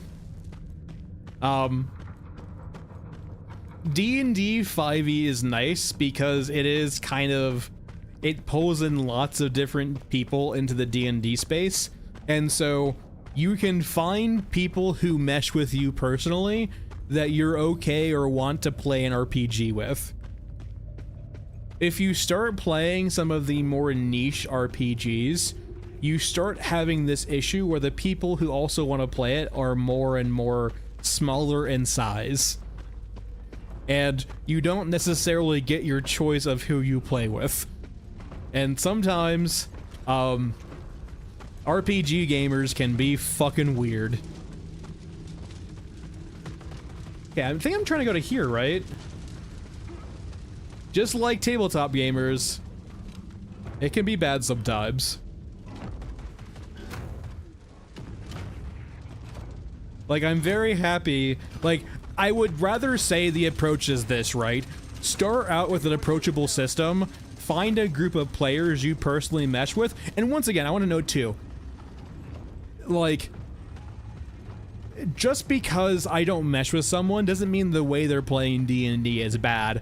I just prefer a different type of player. And so, you like, there's this idea too of, right, is you can start out with a more generic or open world system, or just system that appeals to lots of players, and then you slowly work them. You put thoughts into their heads of, hey, maybe next time we or they die, we try a different system out.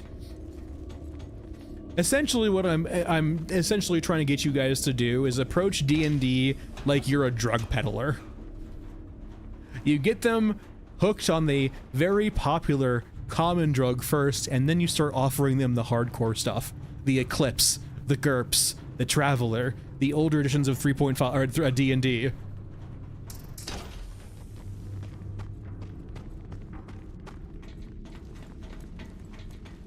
Is this the right way? Well, I guess we'll find out.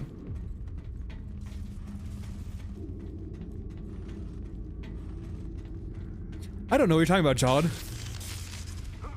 I don't have, like, 20 years of DM experience to sound evil with.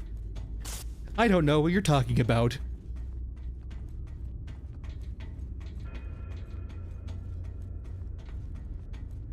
Here, it's not, it's more like 15, not 20. But I digress.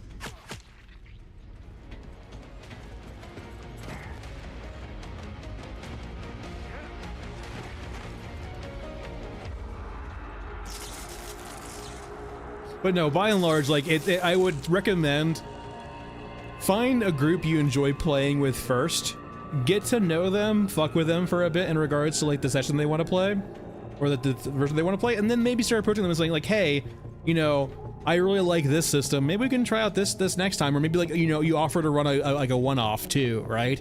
Where, you know, like, hey, I really like this system, do you guys want to do a one-shot this weekend of me running the system?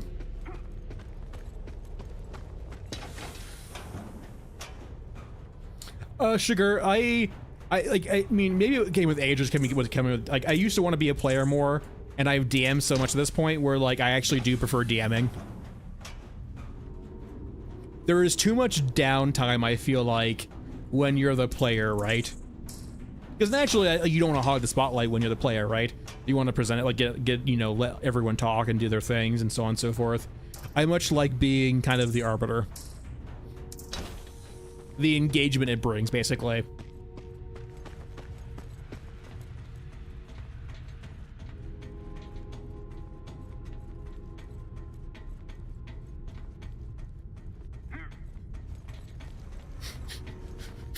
Every time Mr. Grooves talks, he keeps mentioning something that's so clearly boomer. I love you, Mr. Grooves, but everything you mention, I just, like, know is just, like, from the ancient times. Am I supposed to go this way, maybe? This is probably a dead end, right? I mean, it might actually connect. There's a wall back there. So many fucking drones. Oh no, I've never personally summoned impossible fights before. I have rage quit a group before, but it wasn't about that. So the context behind that was that, and I do have a rule against what caused it now. Essentially, the players were at the end of this narrative arc they just finished, and, like, I presented this, like, and, like, essentially we had a gap in the group, right? And I was like, I'm gonna go find a new player for the group, perhaps, and, like, a person, one of the players on the group essentially advocated for their friend. I was like, okay. And I was having issues with the group before in regards to, like, not necessarily, like, really well, anyway, we don't get into full context. Essentially what happened is this new player came into the party. I presented them, like, they got out of the sewers, the city was on fire, there was something clearly going on in the upper echelons of the city, and what this new person kind of did, and like a few people supported too, is they basically just went to some random stranger's house and just started to fuck all things. They basically started treating it like, you know, improv night. And D&D is improv, don't get me wrong, but like it's improv with a structure. Essentially, I presented them with an arc that they just completely ignored to do fuck all things.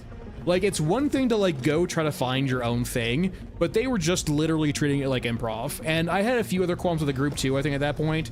Like the person who advocated for their friend, I think I was miffed at for some other reasons. And essentially I was like, I'm done. Like, I'm just fucking done. So I just killed the campaign right there and left. And once again, the way I handled it was poor. I was much younger at the time too. The way I handled it, I will admit, was poor, but the actual conclusion is what would have always happened. The way I handled it was bad, but what happened as a result of me handling it was always going to happen. And so I have a strict policy now of like, hey, if I'm ever looking for a new player for a group, you can talk to your friend, but make it well and aware I'm going to treat them like anyone else I interview, because I do interviews for adding people to my groups. And I'm very happy I did. The last person I added, right, like I interviewed like I think 10 people potentially to be part of the group, and like I think like 7 or 8 of them were like giant red fucking flags. I wonder if I still have the DMs from them. Like one of them was like talk to me and like was clearly like misunderstanding or didn't understand like why I was asking for interviews and shit like that, or like why I was asking for information. I was like, brother, have you never been on the internet before? Like, of course I'm gonna fucking vet you guys before I add you to a group of people I actually like am close with.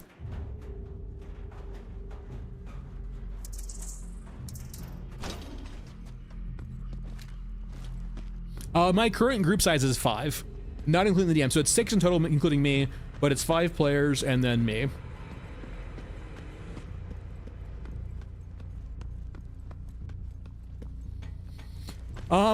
It depends on the group. Typically speaking, you'll have a session 0 where you'll raise red flags. Like, and essentially, red flags might not necessarily be like bad things, but they'll be things that have been talked about before of being no-goes with the players you're having.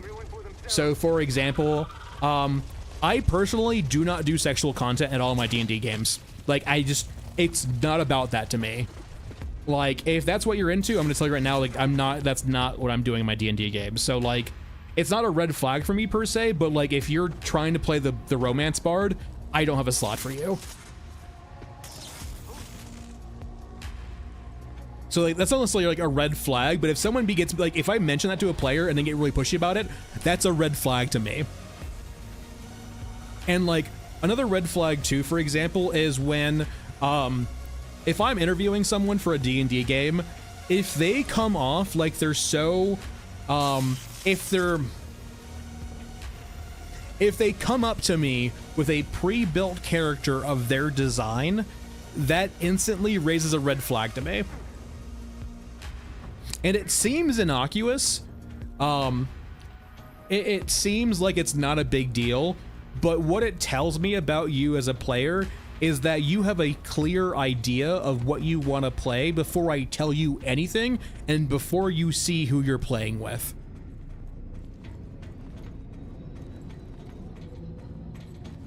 And it tells me that like you are heavily invested in your character or your concept before ever being invested in your other party members or the group as a whole.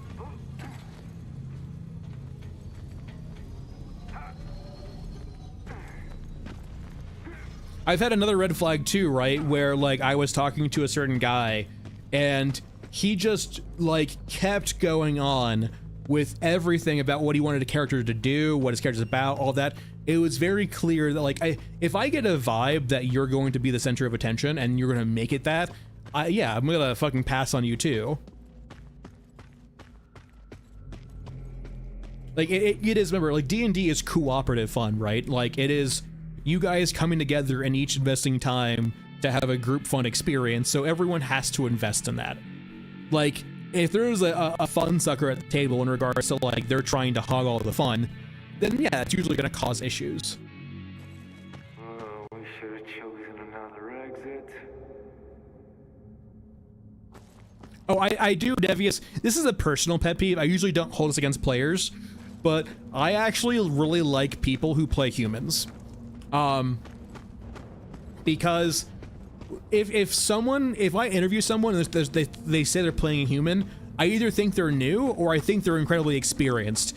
Because I don't want to, because I usually play humans. This is going to kind of sound like very Grendois or, you know, very, I think maybe pretentious, but I apologize. When I see an experienced player playing a human, the feeling I get is they want to express that character's uniqueness through their role play and not through just their character's appearance or cool knickknacks they might have. Like, you'll have the Warforged with a really cool appearance, but they'll be bland as a fucking potato. Like, I really like seeing the role players actually play humans because I know that they're going to try and actually, you know, role play their personality for their uniqueness, not just role play how their character looks for their uniqueness.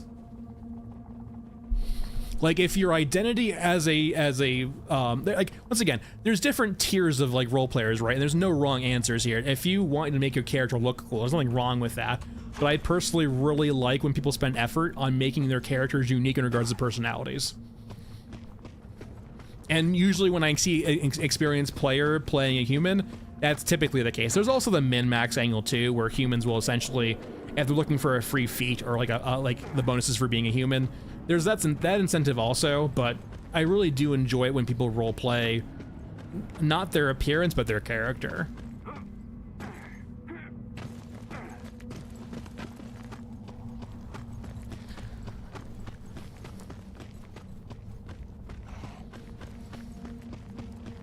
There's also like different like moves too, for example, too, right? Like I did play a game as a player maybe like 5 or 6 years ago that it was a one-shot, or I think it was like a tryout, which I'm very glad I failed if it was a tryout. I think they just ended up canceling it too. I don't think it actually fired off. Okay. I have nothing against these people. If what you do privately in your own home is up to you, and if you do it among others of your similar ilk, there's no issues with that, right? But you unbeknowingly subjecting other people to your fucking your thing is so wrong to me without a session 0. And if you can't be forthcoming with that, I feel like that's a you issue. But anyway, for context, I played with a furry couple, which I didn't know picking up the game, right? And once again, this was online. This is not in person. I would have fucking known in person immediately, as you can tell. But I played online with them, and it felt like literally it was like, it didn't feel like ERP, but it definitely felt like they were getting something out of it. And like, it was just kind of made me squeamish.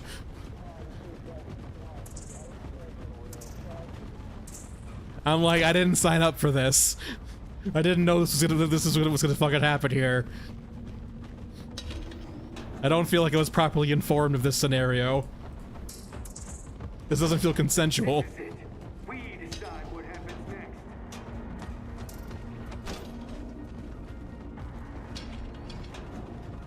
Okay, Boomer. Just kidding. Grooves, I've been called a boomer since I was like 24, dude.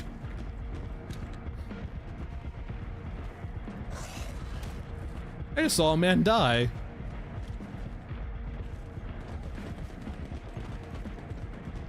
Ooh, stuff.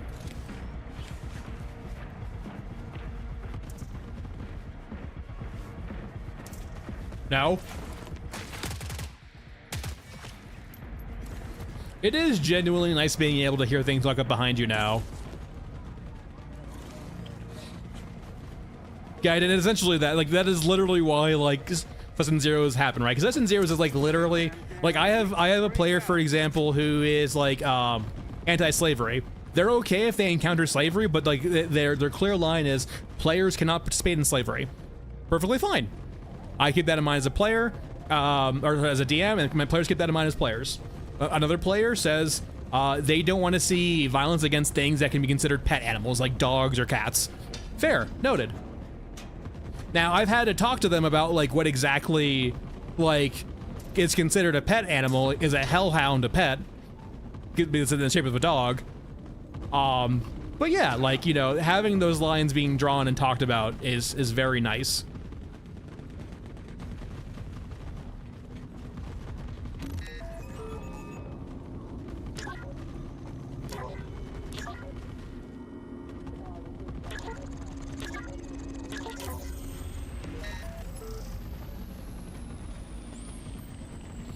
Hey, Dragon, there's nothing wrong with that too, right? Like, there is that fantasy element of like, I don't want to be just a human, right? But the qualms I raise, right, is that, like, you know, occasionally, or not, there will be people who use the fact that they're not a human to be their whole character, right? They think they've done the role-playing side by just not being human.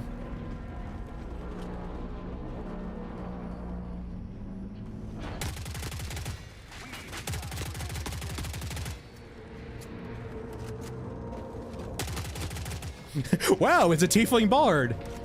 Oh, do you have an edgy name too? Oh, you want to fuck everything also? How unique.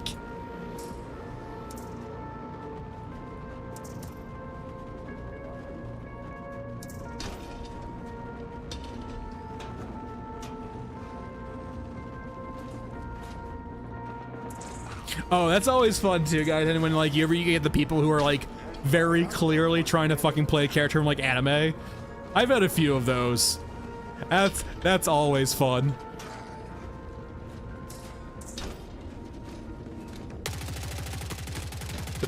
This is a fucking clear knockoff of of an anime character.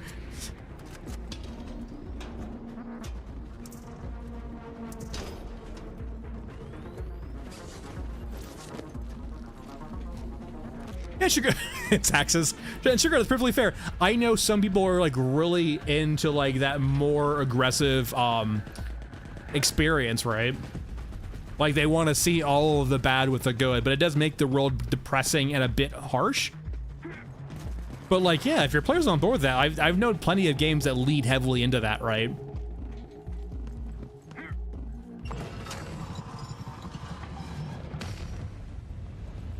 Let's just see. We got our quest on. Let's just extract. Remember, we're already dead.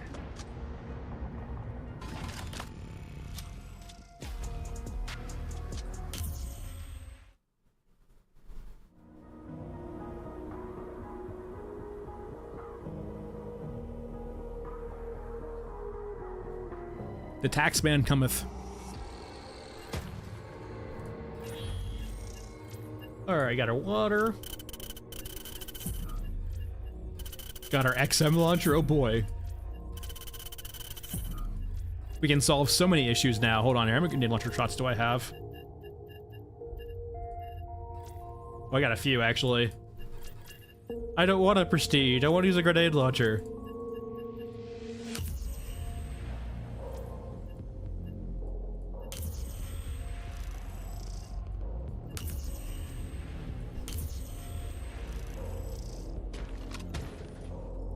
Power fantasy.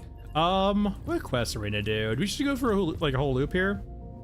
How many? Can I make more drones? I guess is the question. I wouldn't mind using a drone or two, but it depends on how many more I can make right now.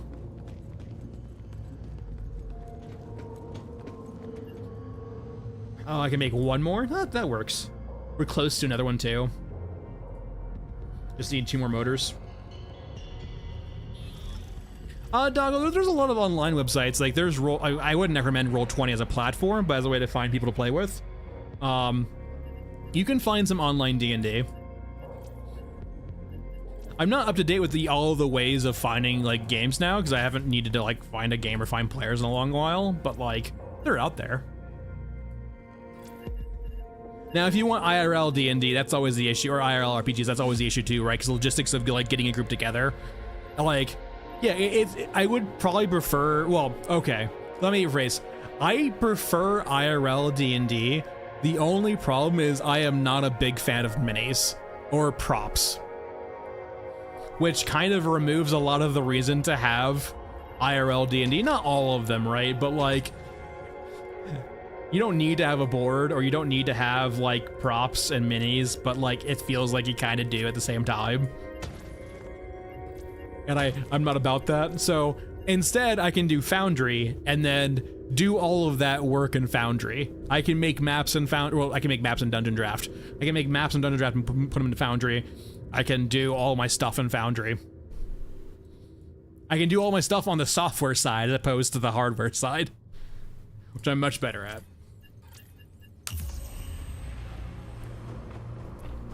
Yeah, and then getting people to like, yeah, they're like, yeah, IRL is better. Like, IRL is better than online, but online is way, way more convenient.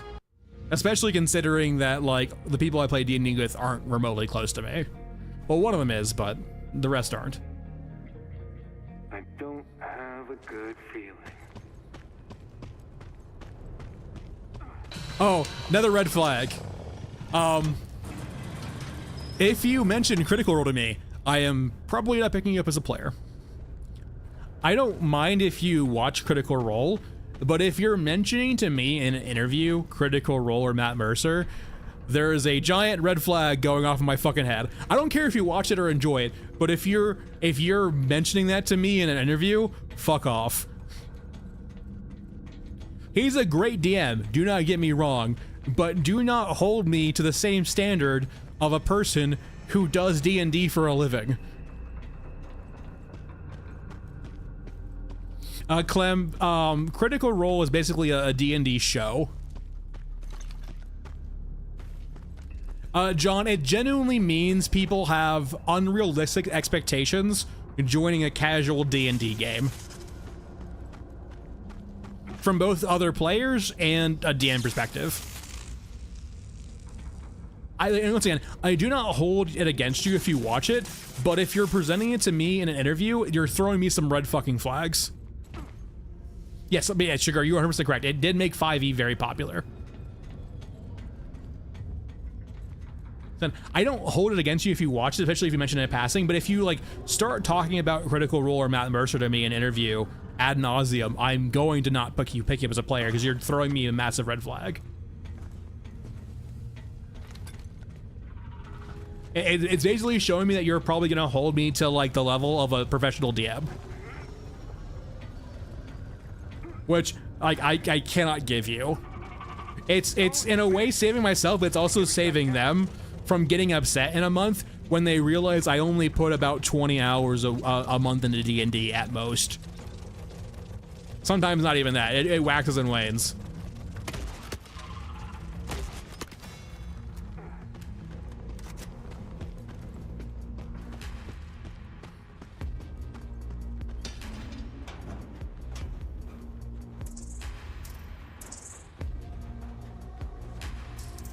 Yeah, exactly. It's like it's comparing someone with a video recorder to a film person. Yeah.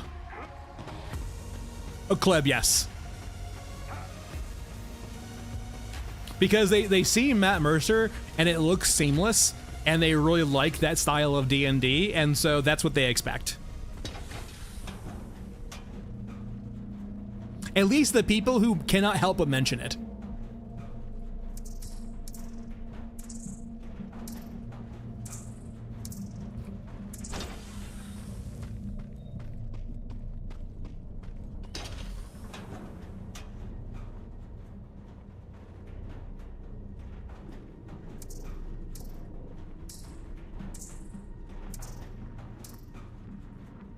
And here's the funny thing is too, like there's plenty of D&D, like other D&D shows that people like won't genuinely mention but will engage in too.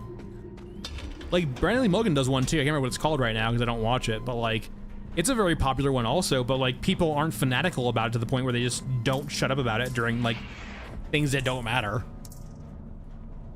Yeah, there's that too. Like new D&D players will like go into like a D&D campaign and expect like a fully bespoke storyline for their character. They have unrealistic expectations. Please, give me time. And it's not Matt Mercer's or Critical Role's fault for that. It's just it's them.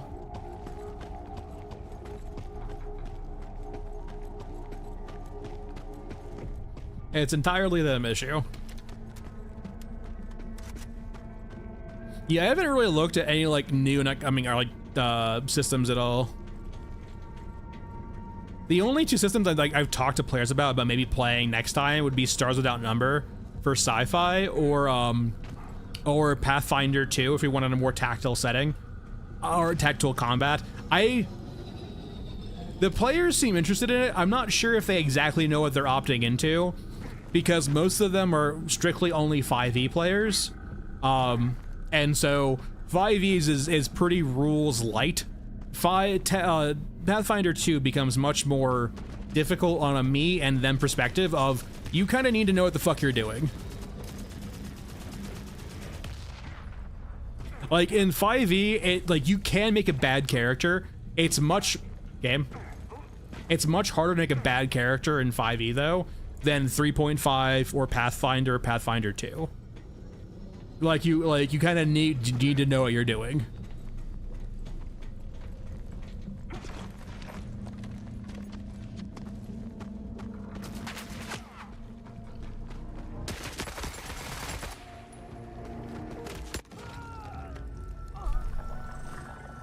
At least I know what I died to. A grenade launcher I didn't see.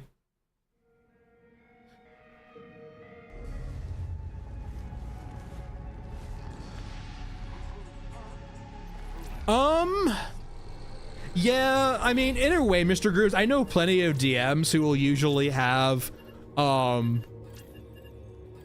like some homebrew stuff around that. Like they don't, like there are some times where like, you know, DMs will introduce homebrew rules about like picking people up mid-combat or healing them for 1 point of hit of HP, so on and so forth. And there's also the good old thing too of like, I've told my players this, right? Like, anything you can do, I can do, first and foremost. Like, we are on even footing. Like, if you want something to happen, or you want a certain rule to go your way, just be mindful, I get to do it too. And so it usually checks in like unrealistic requests, right? Because they realize like how unfair of the thing they're asking for sometimes. Or how one-sided it is. And for example, it's why, for example, I don't do flanking. I literally said like, flanking is nice, but realize I'm going to flank you more than you flank me. And it's going to be a net negative on you. I have killed players pretty often, but what I was getting at, or rather, I haven't done it recently, but I have no qualms about doing it. I've wiped the party of these players three times, 2 or 3 times, or 2 times. One was a natural, like we ended 3 campaigns. One was like a culmination point where it was like, it was kind of petering out, so we decided to renew it. 2 of them were wipes though. And this current campaign, they haven't had anyone die. Well, I rephrase. 1 person has died this campaign. I gave them a narrative arc back because it was kind of abrupt.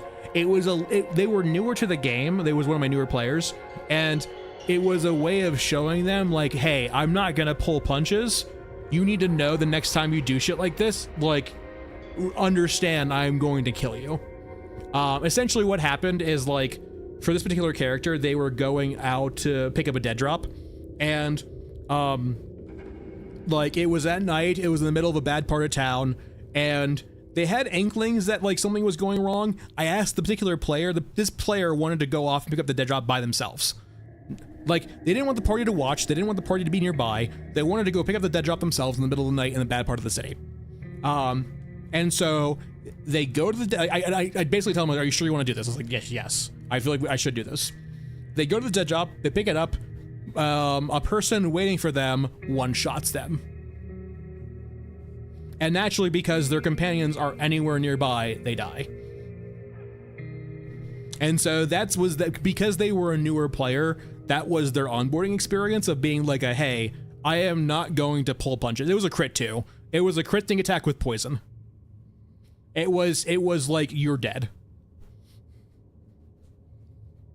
And so like I brought them back in a narrative arc and be like, hey, like this is like your Deus Ex Machina. This is the come to Jesus moment. This is your one.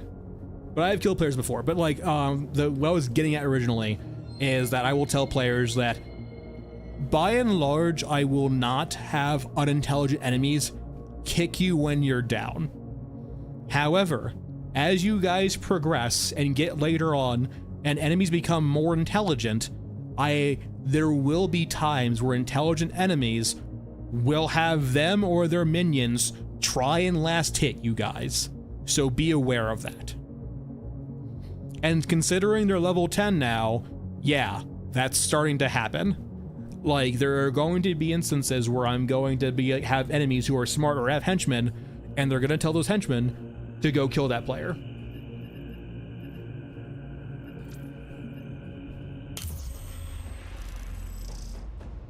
Correct. Like basically, yeah, sugar. Like the higher the level of the PCs, the more magic out there their way, and the more tactics enemies will use against them. Yeah, Mr. Grooves, it kind of depends. Like if the party wipe is becoming like a potential issue, then yeah, then I start looking at things like other avenues of capture, right? Or like what ways can I not kill them? But unfortunately, sometimes the enemy will be like it's kind of going back into that like ludonarrative dissonance we had earlier, right? Of sometimes it would be wrong for me not to have this enemy kill you because it would make it feel not right. Like for every reason in the book, this enemy should and would kill you. Like, can I find a reason why they wouldn't?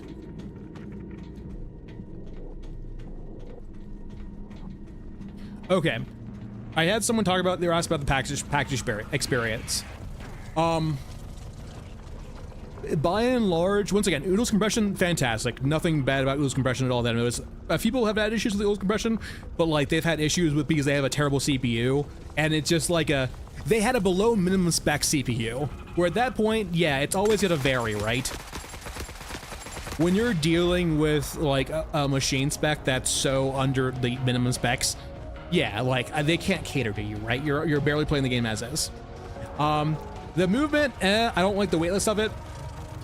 It essentially, the way I frame this patch, it's a bunch of nice quality life updates that do kind of a whack-a-mole approach to of issues that I think undermines any potential design philosophy they had in the game. It feels by and large that they're basically have thrown in the towel and are okay with making a generic game as long as they get to show off their art.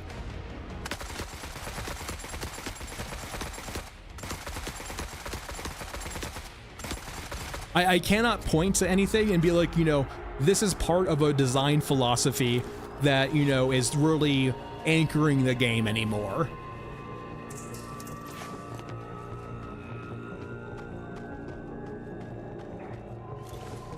Like weapon changes, the water changes, just like the current iteration of tunnels, just like we're all okay, but like this last patch kind of just like removed any ability to basically me to give them the benefit of the doubt that they kind of have an underlying philosophy.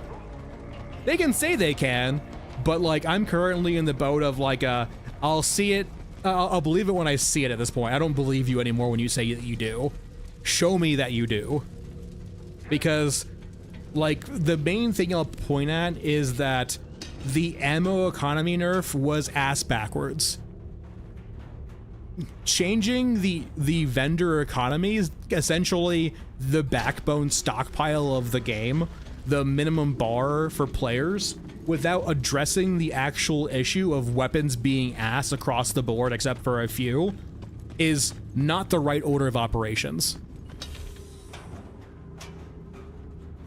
I don't play with DLSS in this game, Dragon Tier, so I don't think I've had issues with those. I would say try turning off any upscaling you have and then go for performance as opposed to doing upscaling. Actually just run out at a higher res and then downscale your game.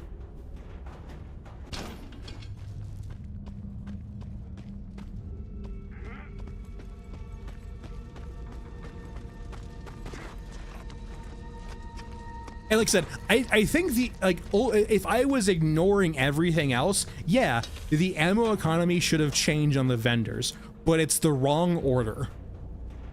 Because you know what they're probably gonna have to do after they change weapons again? They're gonna they probably should go back and change the actual ammo economy again too, on the vendors. Like, they need to get weapons into a good spot design-wise of different use cases, or different tiers. Like, if they want to have a strict hierarchy of like you know, the worst SMG is the MPL, and then next up is this, then next up is this, that's perfectly fine. Well, if you want strictly better guns, that works as well too. But before you do that, trying to balance the economy of ammo for the safety net is futile. It's doing the things in the wrong order.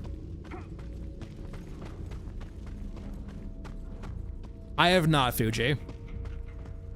And so, for example, the SCAR suppressor thing, right, is I don't think you should silence the SCAR. I think that should be, like, that was a cool thing about the SCAR, right, is you got power, you got capacity, you got the I want to be this guy weapon. The downside was, yeah, you're that guy. You're not silenced.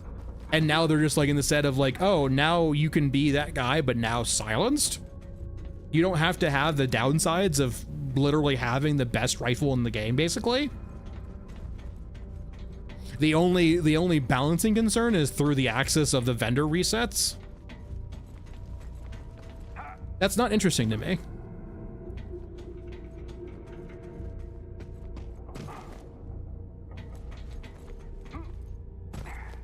I believe you're downtown, but we're looting here first. Yeah, and like that's the thing, like Nano is like, I can't say they're doing any of that. I don't know. See you, Club. Maybe they are, maybe they aren't, but like I'm kind of getting off the ride for now, and I'll see where it goes eventually. But like I'm kind of in the whole vein of things, like just until I see, like I don't have any, there is nothing I can do with my internal logic to justify how they're doing things. Like that was kind of, despite the quality of life updates this patch being very good, they've removed any gameplay like identity to the game. Yes, like them changing movement has probably alleviated issues with movement and tunnels navigation by making it more arcadey. Was that ultimately the right choice? I don't know. It depends on what they're trying to fucking make here.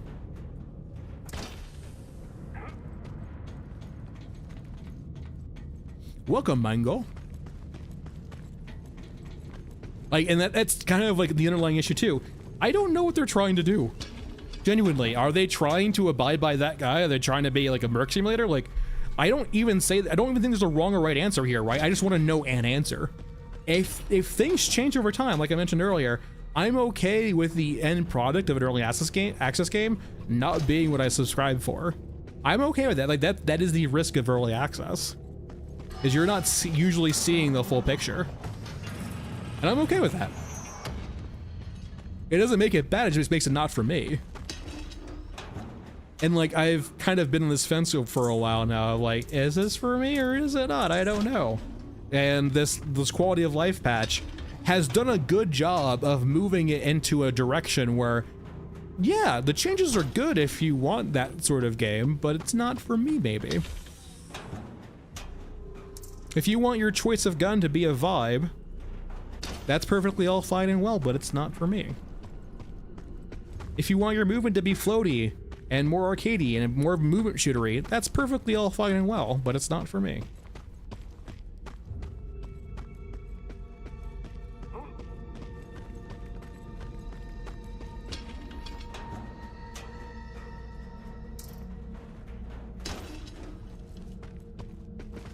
I mean, the quality of life has improved, right? But like, a key point of certain games or certain genres, right, is kind of mirroring the feeling of your game with the design of certain elements, right? Like, for example, if you made Tarkov a movement shooter, right, it wouldn't feel like Tarkov anymore. It wouldn't feel like a milsim anymore. Like, the what you're trying to do with your game informs the design and like the actual implementation of your mechanics. And so like if I'm thinking of this, if I'm personally thinking of this like grim, dark, oppressive, like extraction shooter, we're carrying these like big backpacks, right? I think the movement is slow and has weight to it, where, you know, it's not a fast game. 100% pixel. It feels like they're playing whack-a-mole. Like yeah, you hit the nail on the head. It feels like that.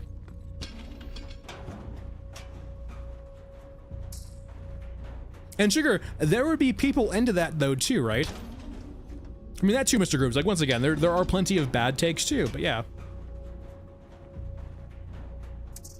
And I see that's also mentioned too, right? Like someone mentioned too, like maybe the game just shouldn't have had the ability to jump. Thanks, Amazon. Glad you're enjoying it. Like that's like, think of how many like if you step back and like, did they actually think about what they wanted to have in this game and the implications of it? Or was it kind of just doing it by like the seat of their pants, right? Or the seat of their pants?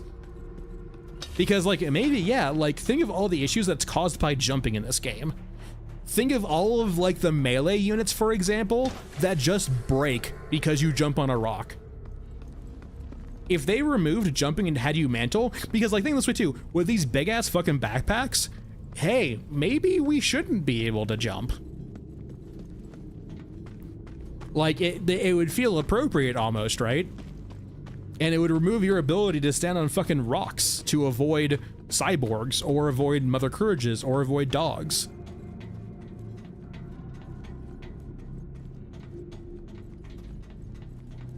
So like it shows me, for example, like it feels like there wasn't like a lot of work done into the design at the beginning, right? And like I've been able to like avoid it or ignore it for now, but the last patch has pushed it very far, I think, into the other direction. That's all fine and well, right? I mean, it is what it is.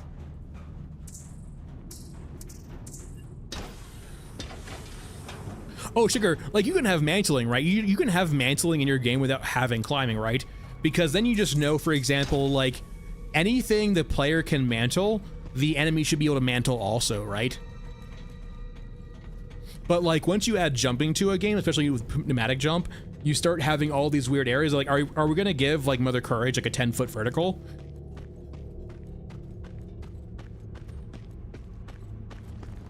Did I loot you already? I did.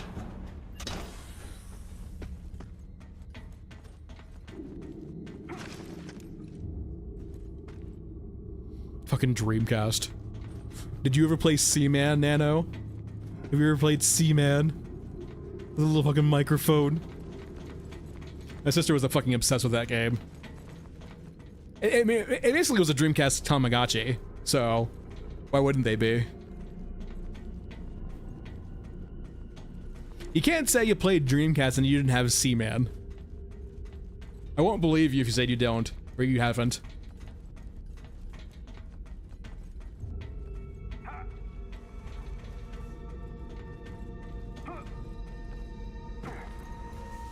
Man, it was so dumb. It was so dumb.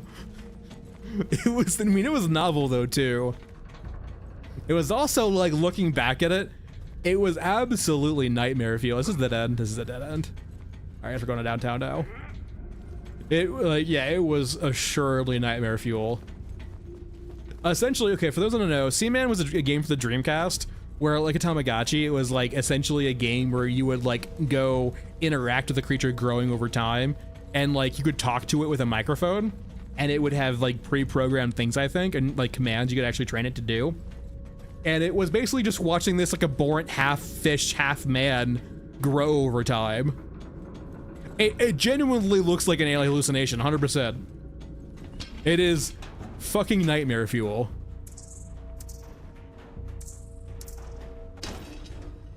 And like, it was on an IRL timer, right? It was like, it would grow over time, and you would have to take care of it, like a Tamagotchi.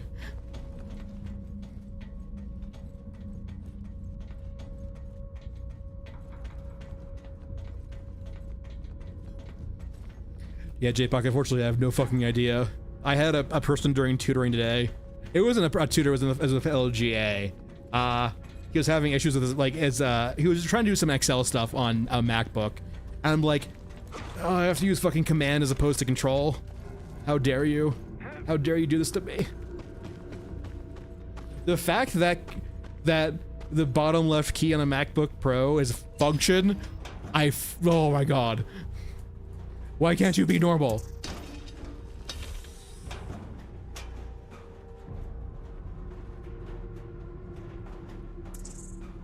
Yeah, you just looked at C-Man. Yeah.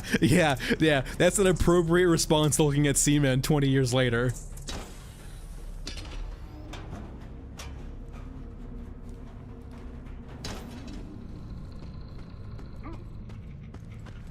Like I said, it's literally if you put a person's face on a fish and have them grow, because it goes through having like a baby face too to having like a man face.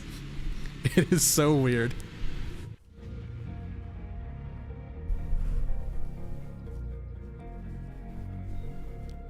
I know like the biggest qualms I had about Dreamcast as younger guys, like, I wanted to play like more shootery games, and just Dreamcast did not have them. Thankfully though, I got an Xbox eventually and played Halo, and I was happy. Oh, this is what it's all for. The OG, oh my god, the OG Xbox controllers though. Fucking that goddamn piece of, like the giant brick.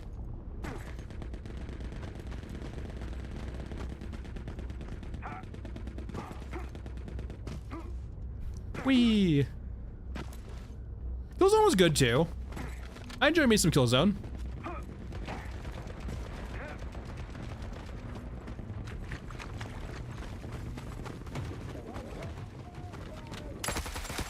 Oh, by the way, the first time I ever played Resident Evil 2 was Resident Evil 4 on fucking Wii. Do you know how hard it is to aim in a third-person shooter game with a fucking Wii controller? It actually made the game genuinely difficult. It was actually... It was cool going back to it on actual, like, with regular controls. So much easier. Especially considering I don't have, like, incredibly steady hands. So, like... It was rough getting headshots. It really did, though.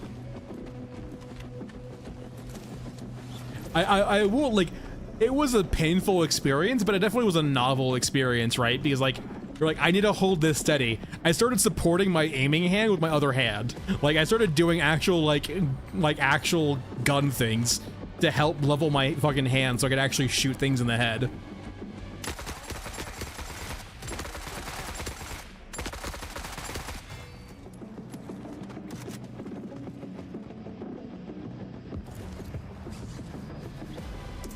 Yeah, I mean, the regular, like, actual Wii games are fun too, right? Like, you know, bowling and all the arcade stuff, all the sports stuff. Yeah. You're not wrong, Dano.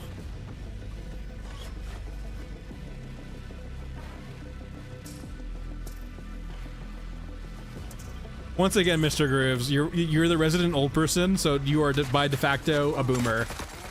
Once again, I did fucking IGLing, in-game leading for Counter-Strike in my younger 20s. And, like, because I was playing with kids in their later teens, I was the resident boomer.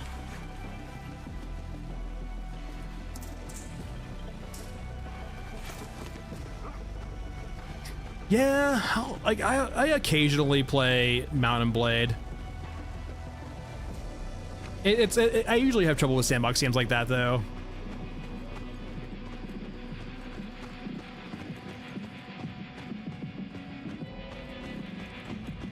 I will say, though, I do genuinely enjoy naval combat, and I think too many games sleep on it. Granted, I will say naval combat's very weird, though, too. If you've never had to do, like, naval combat before in a game, it is naturally just an entire mindfuck. It is nothing like anything else.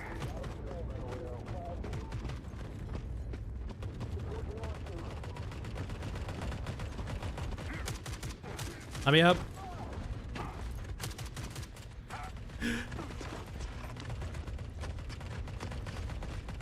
Yeah, there was that, like, the OG Mount and Blade, Mr. Grooves. Like, there was that, like, that very elaborate one for OG Mount and Blade that had, like, a whole quest line, too. It might be what you're referring to. Like an old OG Mount and Blade with its, like, 5 polygons for every model. I don't know, Nano. I mean, you kind of get that, but in between tunnels now, he fully heals. So you kind of get field repairs out in the field, but like not on the maps itself. It wasn't Warband. I think it might have been Warband. It might have been ported over to Warband too. I know it was definitely on OG Mount and Blade, but I think it might have got ported over to Warband. It started with a P, I think. Like it was maybe something with a P. Like the actual proper noun in it started with a P, I think.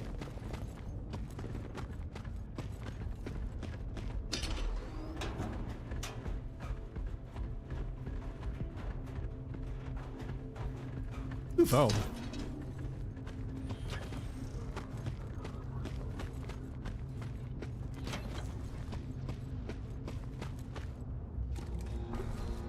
Phew.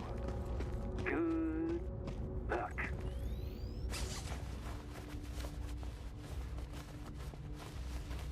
Yeah, the respawns are definitely something I'd love for them to work on. I don't see it happening on the bespoke maps, maybe in tunnels. Once again, by the way, as Pixel mentioned, I don't genuinely like doing this, but like it is really true. If you ever want to get your complaint heard, put it in a Steam review and put it negative. I hate saying that because I know that like they need to stay above mostly positive, but like they've kind of shown it to be like the one area where they actually look at feedback actively. I'm sure they look at bug fixes on Discord, but I can tell you right now, the feedback section on Discord, by and large goes ignored. When you're posting on the feedback section of Discord, you're doing it to have fun discourse. It's not gonna get looked at all. Or is it, I can't say that definitively, but it definitely, I get the vibe that it's not.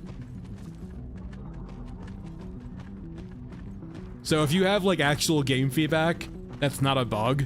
Yeah, it needs to go, unfortunately, in like a negative Steam review, I think, to actually get it to like get viewed. I wish I didn't have to say that, but you know, it is what it is. How I loot? I can probably leave, right? I don't feel like I got all that much though. Let's do a bit more looting. Let's go over to the shantytown, I guess. I don't have enough stuff where it feels like I'm in danger of dying and losing lots of shit.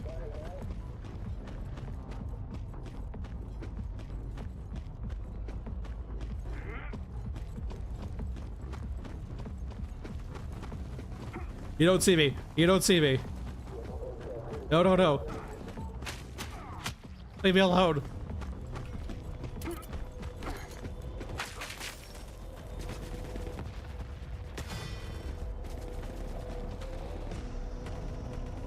Yeah, I mean, it's been a common complaint, though, I will say, Nano, over and over time again, about Gunhead's inability to heal, so maybe make a change in the future. It is definitely a reoccurring theme. I personally don't know if they should or not. I guess it depends on their exact goal with Gunhead. If they add in more quality of life support in regards to having, you know, your friends respawn in between maps when you're out in the shit. What the hell was that, a flashlight? Out in the shit. I would be much more okay with like not being able to heal maybe mid-raid. But like, there's that kind of issue, right? Where like if you have a friend who dies mid, like let's say for example you're doing tunnel A to downtown, and your friend dies in tunnel B, so like you're kind of invested into the run already a little bit. It kind of sucks if you just like tell that friend of yours to basically like, sorry, but we're on the way to downtown and we can't really, we had to go back to the entrance to get to you.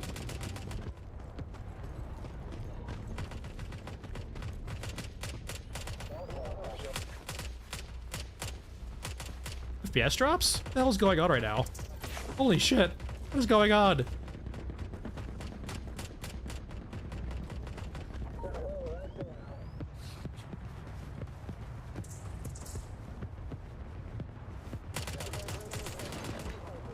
As long as I'm...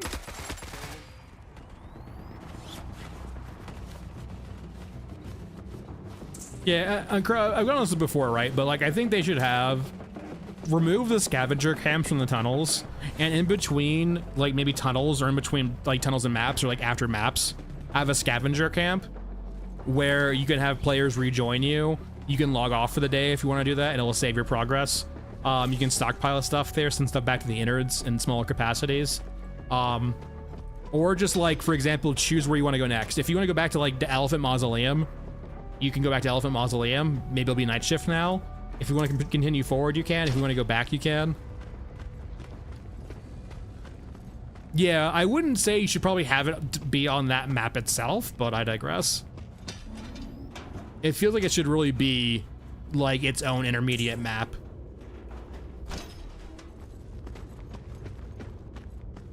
And like the core purpose it's trying to fulfill, right, is it's trying to fill the like light roguelite cycle of letting people progress even if they fail later on. Lightly so. But mainly logistical, right? Like helping people like who want to log off for the day and not lose progress, who want to break up big raids into smaller runs, and then help people who like DC or die and let them rejoin their friends at a cost. It's felt pretty normal fruit par. I haven't really noticed anything like new about it at all. Don't miss. Spawns are still pretty aggressive. I haven't seen like pop in per se in front of me, but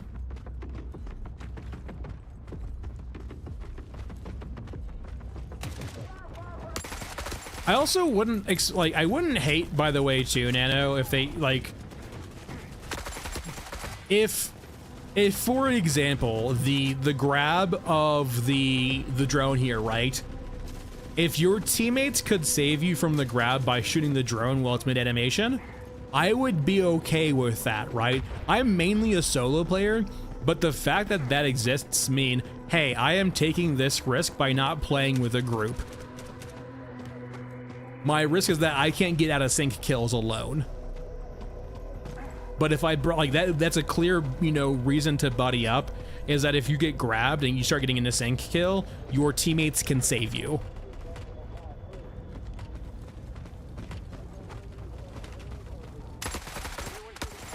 And like that would make me personally very okay with the sync kills, right? Because I'm making a conscious choice to not play with what could save me.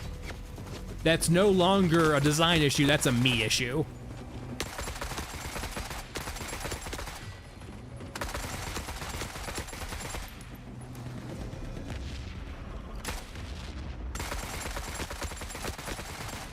Leave me alone. What a fucking, it's like a Ruskin factory? What the hell's going on here? Is there a spawner up there?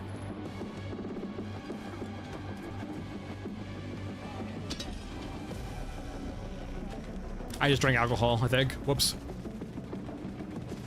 Let me heal.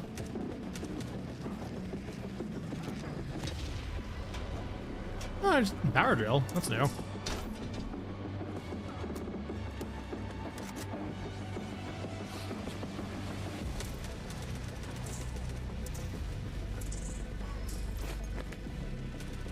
I'm really here for containers, but I guess I'll loot around too. They're good for money. The IFFs are really good for money.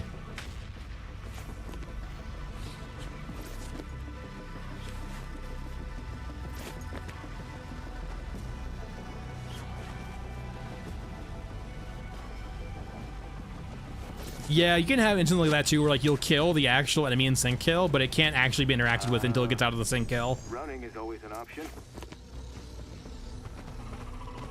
Alright, I'm just gonna pray for no dog. As long as I'm the last one standing.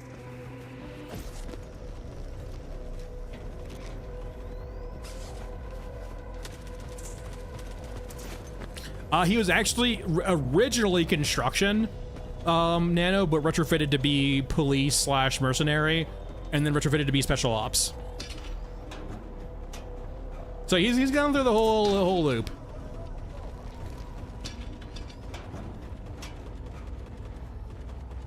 Yeah, Mr. Doggo, I mean, they're not great in their current iteration. They feel just kind of... Actually, apparently they did change them a bit, actually. I cannot... That's actually a good thing I should do now. Apparently they cannot find you if you're crouched now, allegedly. So they've done a light HK rework, so maybe they're better now, I don't know. Yeah, essentially now they gave like the inclination that like the thing with gunhead is that he's basically got like 5 bazillion different lines of like, or different like programs on him, to the point where he's like, is it really an AI or just like the sentient or like the feeling of AI when there's a robot with like 5 million lines of code, basically. Essentially, you have so much code on Gunhead now where like he's probably got so many different conflicting orders internally where he's very glitchy. Like you have the construction robot that's been like, you know, got a police robot built on top of that. It's got military built on top of that. That's got special, like, you know, what's it called, spec ops stuff built on top of that. It is Blood Panda, yeah. I like that it exists. I feel like they could have done some things with the existing UI to do the same thing without adding more clutter.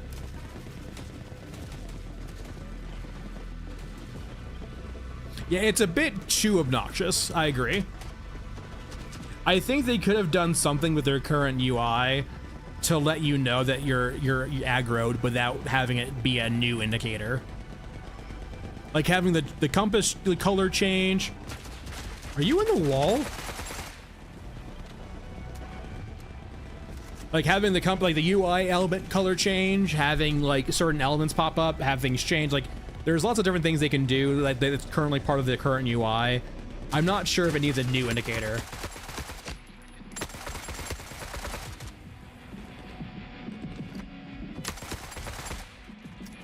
They could have tied, for example, like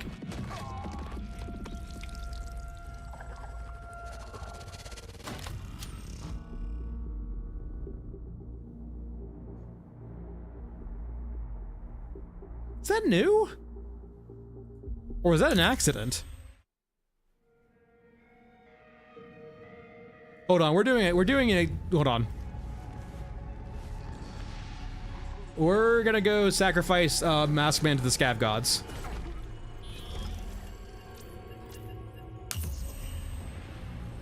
That was a main body shot, or that was a main, like a main cannon shot from a tank, which historically they've never used against players. Did we just get pot-shotted by a tank? I don't have a good feeling. It can get weird and janky with HK aggro, so it might have been the HKs aggroing them. But did we just get pot-shotted by a tank?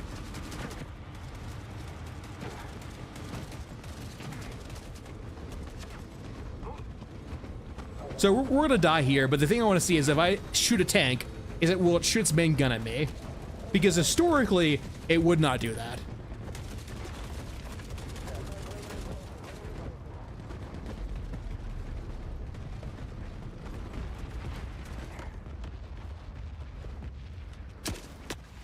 I need you to be angry with me.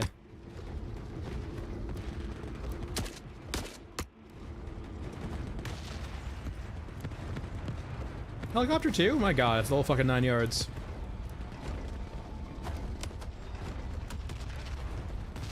You're not supposed to be up there.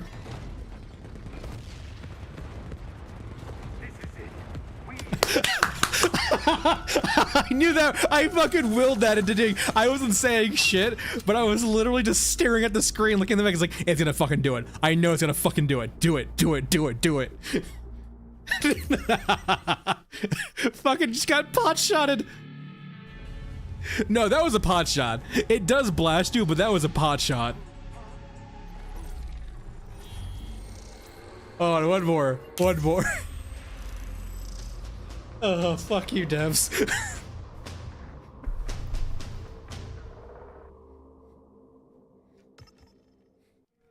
That was 100% a fucking pot. The thing was not aggroed. We have the indicator. We would know if we got aggroed. There's a clear UI indicator now when we actually have aggro. We know that we weren't aggroed. Oh, they've tried, yeah, no. They have tried.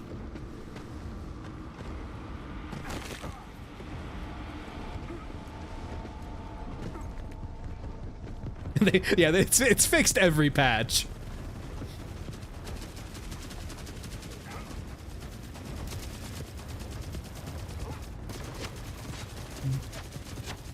Hold on. All right, I need a tank again. Decide what happens next. See, I am spotted, right? I am aware I am spotted. Leave me alone, though, actually. Oh, you actually got that whole 9 yards here. Shit. Interesting, and aggro the medium X, too. Yeah, like, even this one's not just like... Are you gonna shoot me? Like, it's actively trying not to shoot with its main gun. Do it! Do it, pussy! Yeah, like, it's not trying to kill me. Well, I mean, let me rephrase. It's not shooting me with its main gun. So it's like, its main gun, like, was definitely not on purpose. I wouldn't mind if they changed that, by the way, but it's definitely not been the norm. I would not mind if they made tanks a bit clunkier, but much more scary. All right, there we go. I was waiting for that to happen. I mean, pot shotting's always existed, right? But like, it's never been usually a thing for tanks. The medium mechs were always the culprit, right? Because they can actually point and click a little bit better.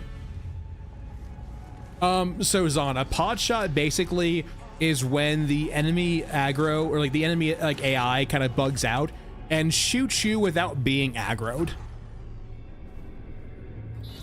And I wouldn't necessarily equate it with, like, I guess by definition they have to see you, otherwise the pot shot would hit an obstacle. It definitely seems unintended. Like, there's instances, for example, where like a mech will be across the map and will pot shot you.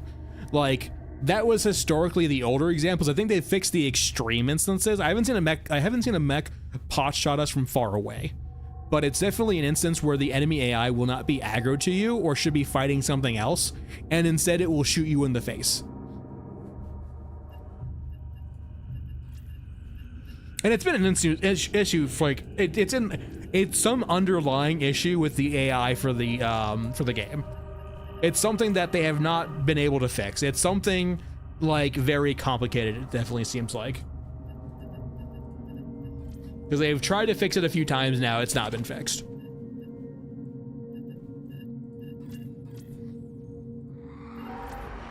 Can't afford, hold on, I can fix this.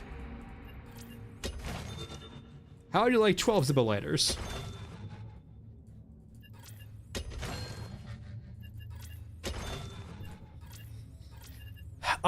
People have mentioned that people have thought it's intentional. I've always been on the fence that it's a bug. And considering the developers have tried to fix it, it kind of confirms it's a bug. It's a bug they're well aware of. I think in the last time they've actually touched on it, as opposed to trying and fixing it, they've tried to control it, and even that's failed. Because I mean, technically speaking, if you're trying to control something, right, it's not going to solve the underlying issue. All right, Bunko. Or no, I mean Grillo. Wait, do I even have a silencer? Like, I'm a new account. I don't think I have a silencer for this thing anyway. Characters, prestige, heavy rifle. Level 1, 2. I know I have the drum. Wait, I don't even have the drum mag for it.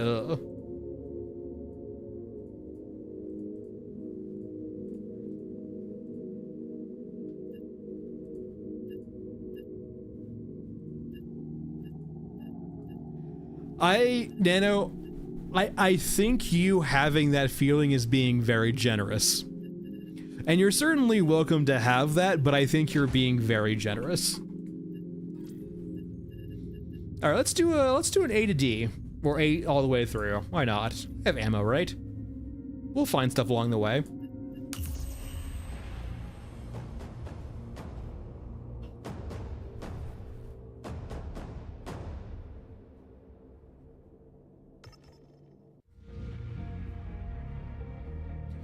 Cryo, I think what happens, typically speaking, is that, like, I don't think you can scare away the HK dog, because the HK dog already spawns, I think, aggro to you, right? And I believe, it's weird how it works with the AI, in regards to the non-HK grabber, but it generally will run away from you first before, like, trying to murder you. Yeah, it's definitely not warning shots, because the problem with warning shots is they're usually not directed at your face.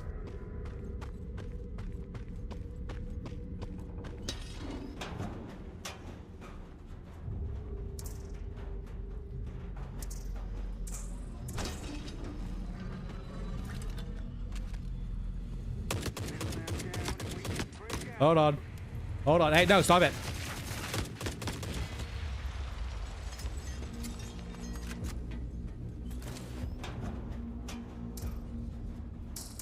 Wait, what?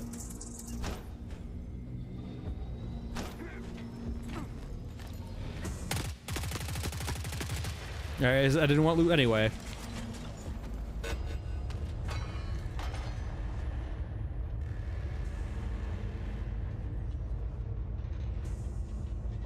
Oh, hold on. Hold on. Yeah, I gotta kill OBS. One second.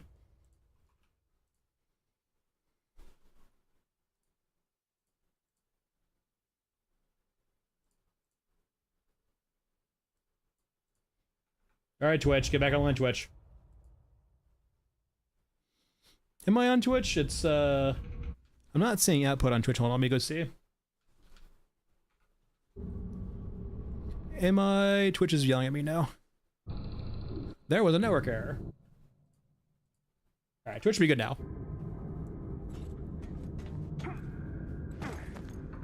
Yeah, I don't know why OBS does that. But like, my only fix for doing it is just restarting OBS.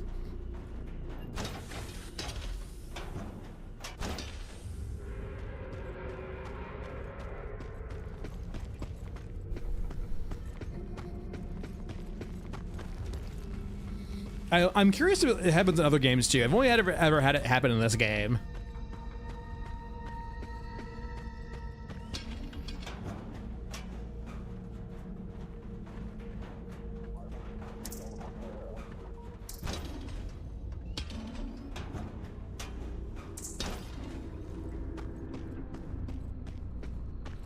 The pot shots thing, yeah. No, the OBS thing, the split screen thing. Yeah, I've only ever had it happen in this game. Granted, I also don't stream a lot outside of this game, so.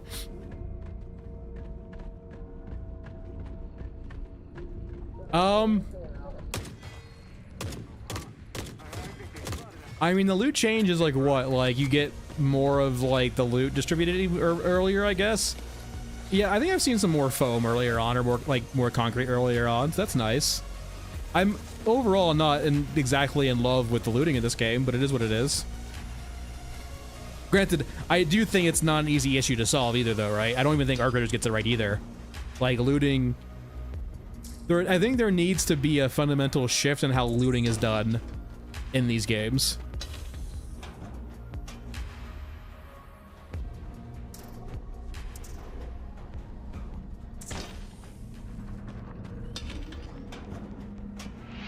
Yeah, finding drills is nice in tunnels, too.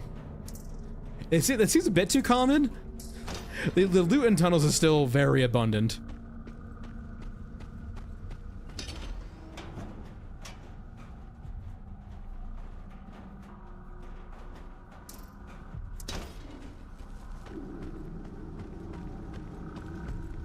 And it definitely, I do think it compounds the issue, too, of, like, the time spent in tunnels as opposed to surface maps.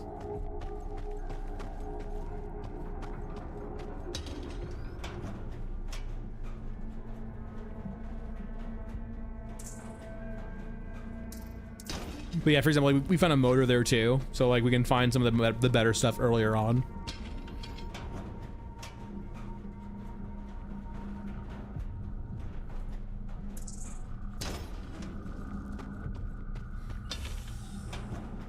Yeah, they need to probably just do some work on tunnels in general. Yeah, it just, or just looting it. Like, yeah, the fact that a single like room in tunnels can have like 20 containers is absolutely insane. It's like they're going full fucking slot machine on us. How about you roll another coin there, son? See if you hit your dopamine fix. That's what you kids like nowadays, is that dopamine fix, right?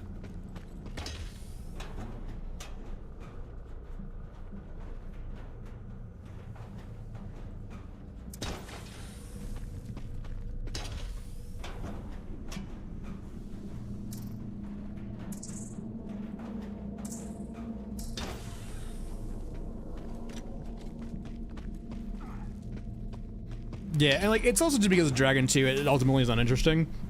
I do like the fact that Arc Raiders has some loot containers that like you have to breach and open, but like still by and large looting in that game is fairly just but like once again, this is an issue across. Weirdly enough, I actually would say Tarkov didn't necessarily have this issue, right? Like if you were trying to like, if I will say like Tarkov does a good job because Tarkov makes a lot of it open, like loose loot, right? By and large, a lot of the items you're looting in Tarkov usually aren't in containers. Containers are usually like they're used a lot, but like a lot of like if I'm going for tools, right? There's lots of different spawns for tools that will not be in a container. It feels much more organic. Oh, no, not until they get a weapon rework. Yeah, LMGs are just like, it's like shooting a shotgun, but not at all at once. It's like if you had a shotgun that shoots its pellets one at a time.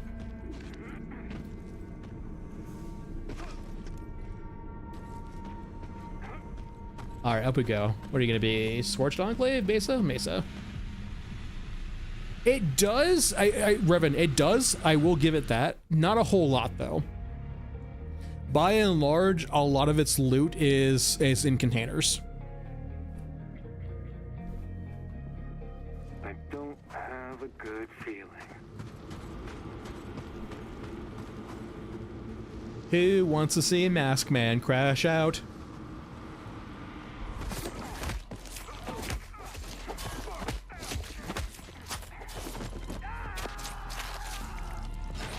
Oh shit, they don't notice now. It's actually a stealth kill, which doesn't make a whole lot of sense considering it's actually a stealth kill now. Holy shit. I don't know why it is, but it's actually a stealth kill now. Hold on.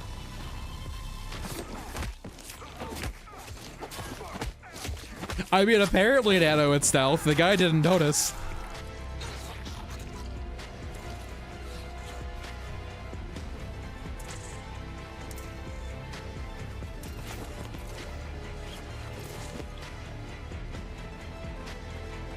That's wild. Is that actually just like the case, or just like that was like a bug or an exception to the rule? Hold on, we need to go find another example.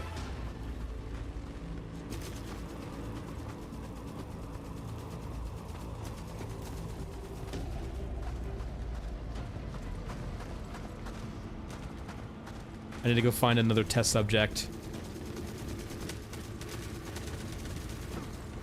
If you guys live, which you probably won't, I'll go explore you guys for a stealth kill.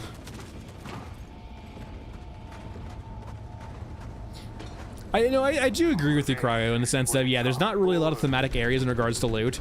Like, one of the few areas, I guess, is the trench lines of the med bay, but like, which does do a good job. Actually, I will agree with you, Cryo, in that regard. The med bay on Alpha Mausoleum does do a great job of making you feel like you're going to the location with a certain loot idea, like a loot concept, and looting that area, right? Finding a bunch of just loose loot of various types in the tunnels and having it be like an RNG fest doesn't feel necessarily natural, right? It doesn't feel grounded, right? It feels kind of just like it was copied and pasted over it, right? There was no thought put into it.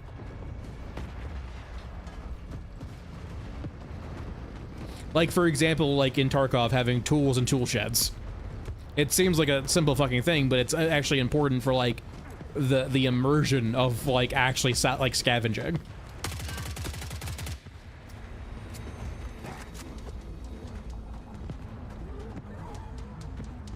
Did I just... What? Alright.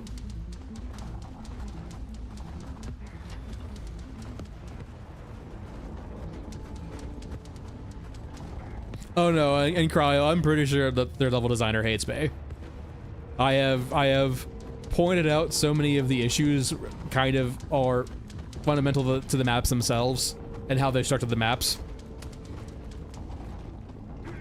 I can understand if their level designer does not like me. I can be okay with that, as I have been very critical of levels. they are kind of the, like, well, the levels are by and large the clear example of like a failure of design, but they aren't necessarily the cause of it, right?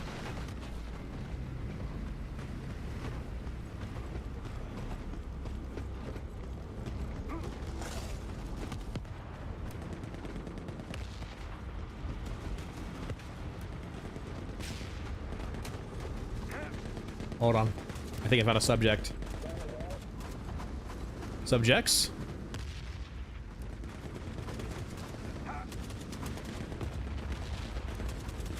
Don't mind me. Don't mind me. Just. Don't miss. Make every shot count.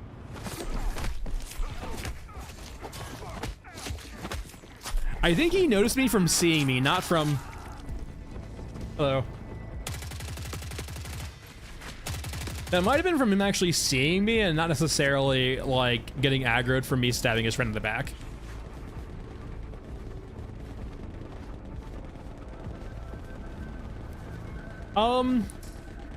It's actually, I mean, I don't think it gets pushed to the back anymore because like it's literally like the most important part of a game, right? To some extent, it's how you present everything to the player. I don't think it's pushed to the back at all. Maybe I don't know. Maybe I'm misinformed or uninformed, but like. It feels like almost like one of the most important parts of games is the levels and their design of the levels and how they facilitate the game. And how they like kind of give structure to the game. Like it's how you demonstrate your gameplay loops to the players.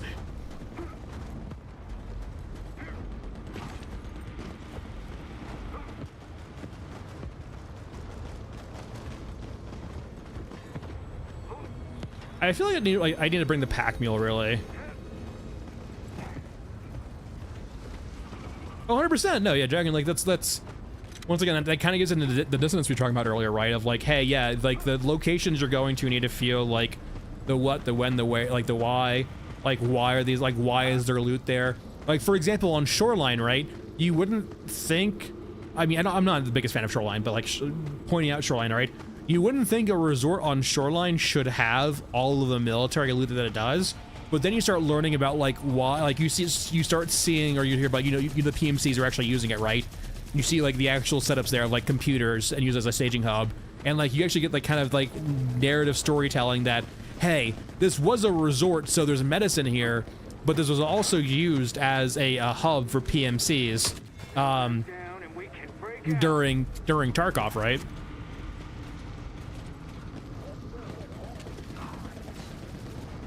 So like you gotta get that ambient storytelling from like figuring out like why is all this loot here?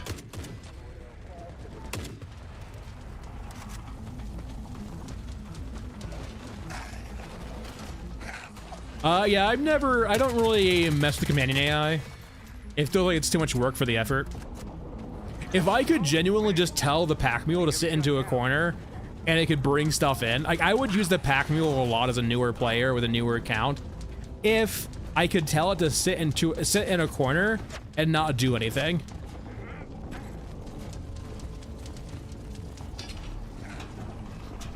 But yeah, I do think overall, like, the level design of this game has a few issues. One, it doesn't really present optional paths or different paths to the players, offering, like, risk and reward or offering different obstacles. You don't get a choice between combat or parkour. It's just one or the other. You don't get an option between stealth and combat. It's just one or the other. Whittle them down and we can break out.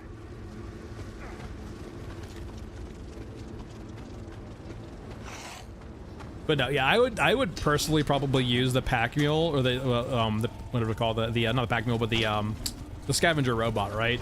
The scav mule. If like I was a newer player and I could actually tell it to sit into a corner and act as like a hub for me to send stuff back to the innards, or just like as a way of offloading shit to it, right? Because like the crux of the issue, right, is a newer player has very limited rig space, so like the pack mule can help with that.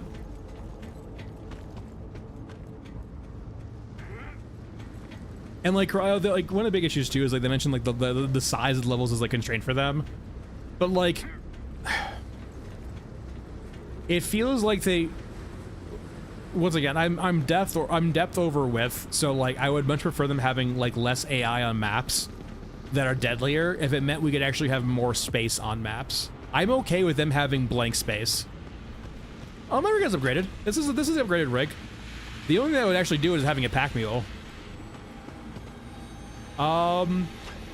Let's keep going. I'm getting kind of full though.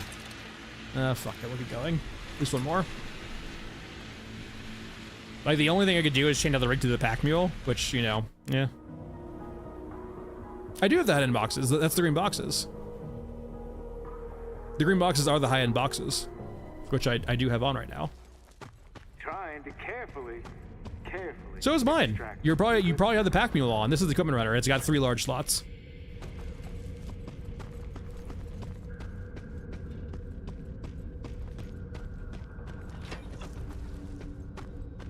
Eyes on us. Spread out.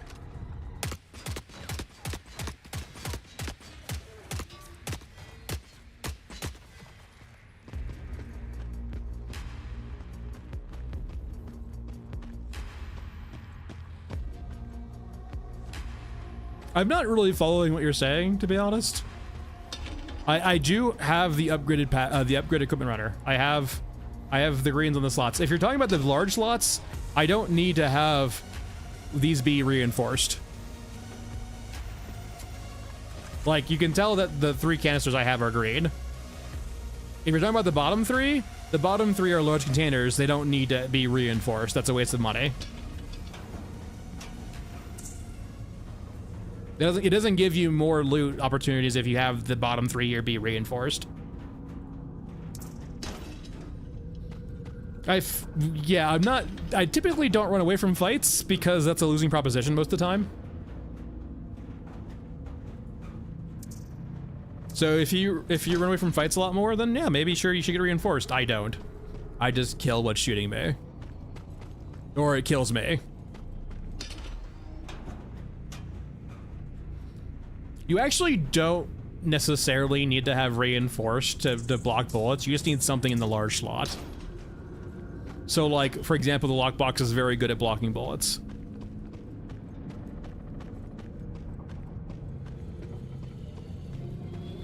Are we just gonna go full whataboutism? Alright, fine. What if you really needed extra money to like afford bullets or something? What about X? What about Y? What about X, Y, and Z? What about that? What about this? I don't need it, so I don't care for it. I've never had an issue where it would have saved my life personally. And if it did, I don't recall. It's not important to me. If it is for you, then props to you, I guess. I got what I need personally. Ah, yes, 1 bullets. Thank you, game.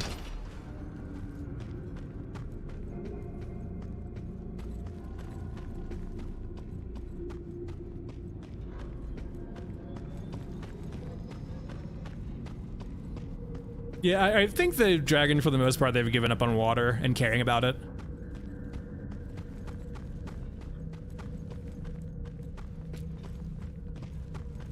That's where we spawned it at. We need to go lower, I think. No, they adjusted the loot quantity in tunnels for ammunition as part of their ammunition economy rework, I guess. They didn't change it on units, just tunnels crates. So maps are the same, but like tunnel crates are now nuked to the ground. Like you'll find occasional instances like of finding like 1 bullet or something like that. It's weird.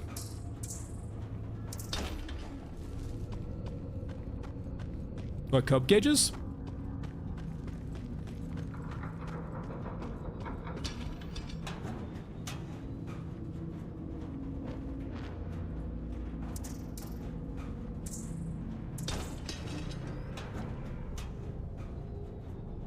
No, I'm pretty sure it's pure random.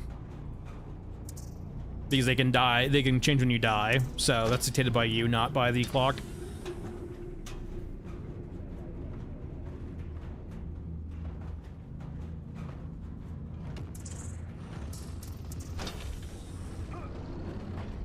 I hear EXO. Yeah, each one has 4 variants, so there's gonna be plenty of overlap too. I mean, it could be the same too. I don't think it is though. I think there was plenty of people who had different tunnels A's when it first came out. So I don't know how they're doing the differentiation or the randomness. But each one has 4 variants.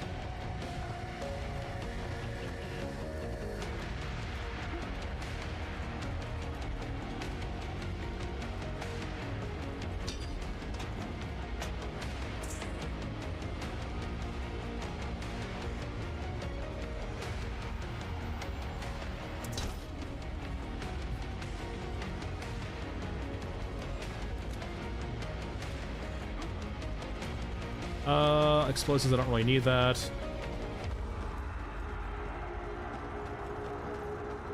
I think the 6 is a scrapyard, which I think is fine. I don't think I need any of the other maps.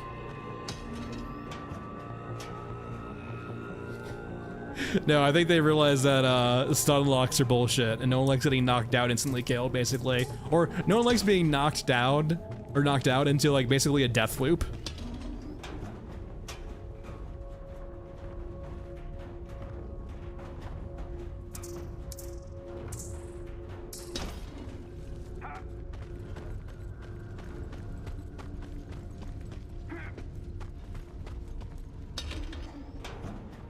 I mean, I'm not really a fan of slot machines, so I'm not really a big fan of the loot tunnels.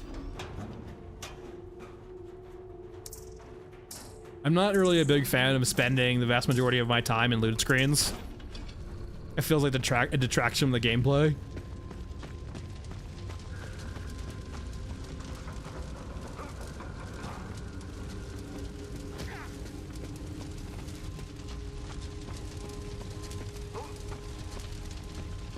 There's a few enemies like that, Omnizen. It's weird.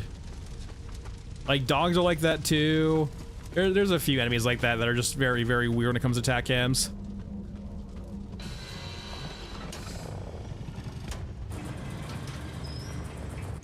I mean, Lord, you're free to give them more credit than I would. I wouldn't give them that much credit.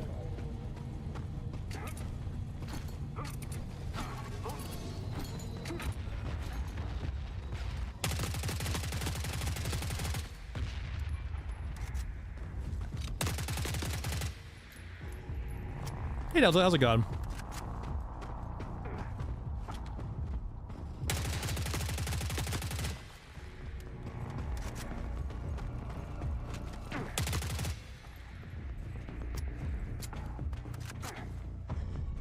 Oh, I kind of thought either or, Pixel. I thought we would have had instances of us seeing like the very large spaces. Like I definitely thought it was gonna be like the contrast pixel, right? Of like sort of akin to the giant hole in the innards, where you would have like these claustrophobic tunnels connected together with like these large open spaces, both making you feel small, like small and claustrophobic, but also small by scale too.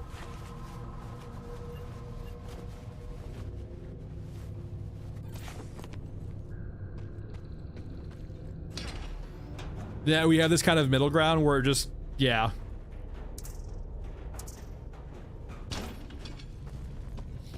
Keep in mind, Nano, that Lost Angels is actually the pseudonym for like the entirety of the United States kind of giant megacity area. At least that's the, like the intonation, I guess is the right word for that. From I think Grillo. Is that it's like Lost Angels is not necessarily the West Coast, but like it's technically the entirety of North America's megacity. Granted, I think they mentioned specifically that, like the West Coast, but it doesn't necessarily mean it's exactly LA. I don't even think it's like actually, I mean, it's yeah, it's supposedly the entire West Coast, but like, yeah, it's not necessarily just LA. Remember, it's Los Angeles, it's not Los Angeles.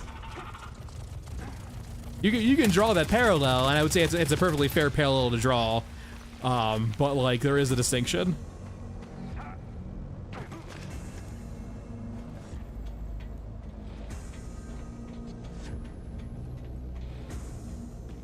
All right, over we go. I believe this is a scrapyard. I believe the entirety of the U.S. is a megacity, correct? There it is. There's the LA joke. You're about, what, like 3 months too late? 2 months? Can't remember when that was. The LA riots that literally were like just like one block of protests. Hard to breathe up here. But the mask helps.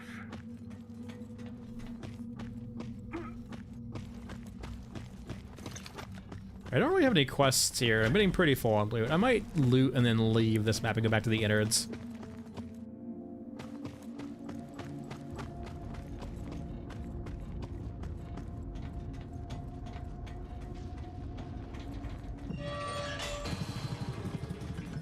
And we're closing that door mainly because we're going to be fighting guys in here, ideally, if there are any.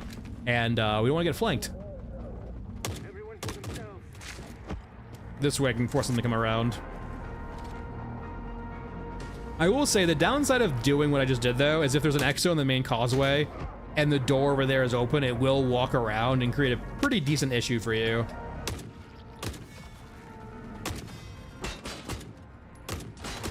Hold on.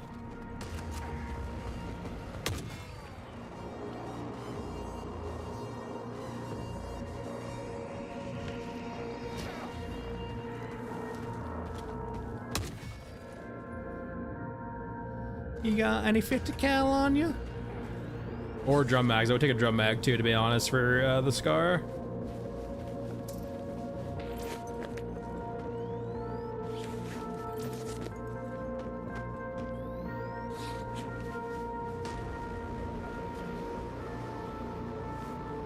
Yeah, we haven't heard about, I think, anything on the East Coast. We've had a few... There's been a few of like posters or like art pieces for like European cities, but none of the East Coast US. We've had Neo Brazil, and then we've had a few of the bigger cities in Europe, and then nothing on no other place for North America.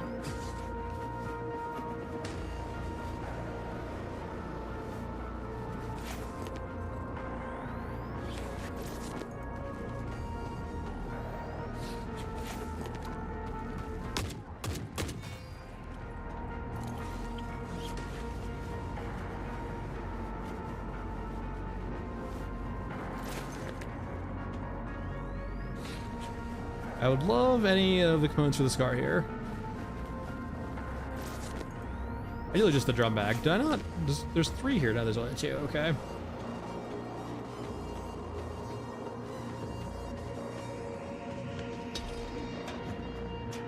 Not necessarily a mega city. He mentioned it was it wasn't specifically a mega city, but it was an organic city. It was a biostructures is what he mentioned.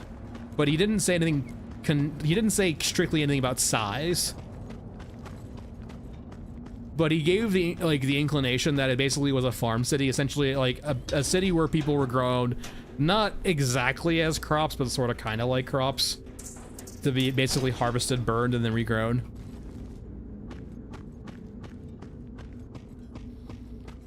No idea, Nano. I cannot explain to you why they decided to use the Merkaba.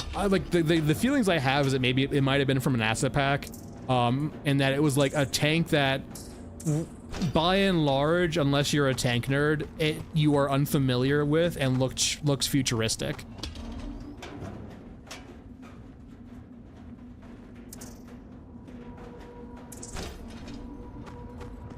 So like it kind of feels like it was like a rule of cool perhaps for the Merkaba.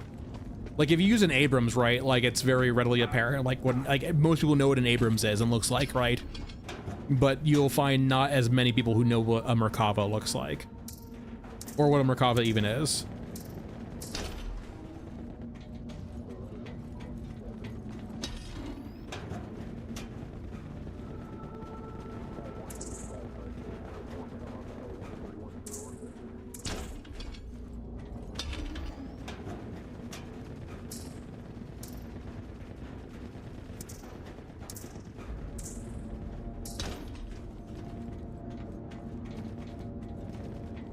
My large slot's filled up, so we're good there.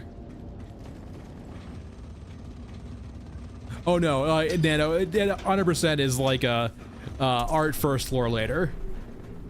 It's definitely glue the art together. 100%.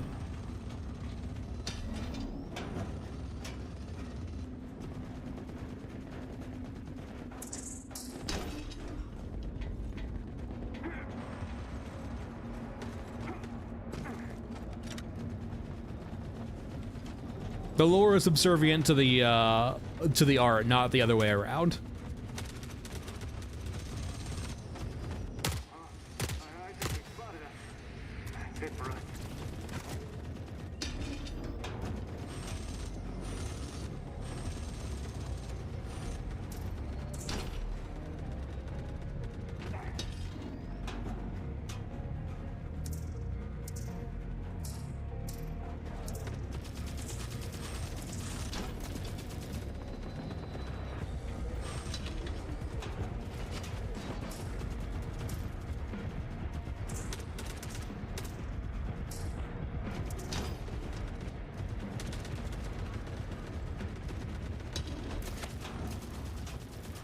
All right, we are now full. Super duper full. I do not. Good old 66.6 kilograms. That's a good number, right? That's a lucky number. That can only mean good things, right?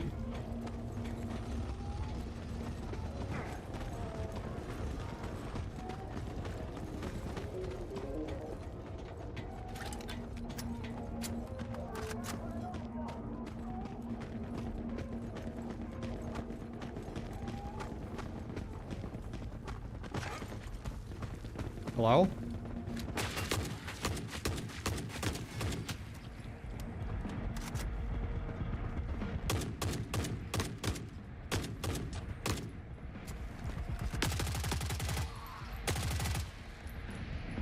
So rude.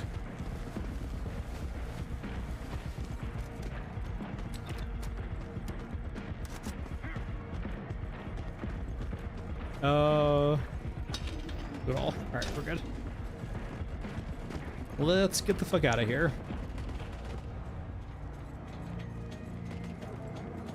Yeah, it's essentially the inclination that people were harvested for resources. Like it's the kind of the way it made, the way Lordo's phrased it is essentially that in the particular city or area that he was grown at, people and the cities themselves were harvested like a crop, to be grown, to be cultivated, to be so, like reaped, and then the cycle begin again.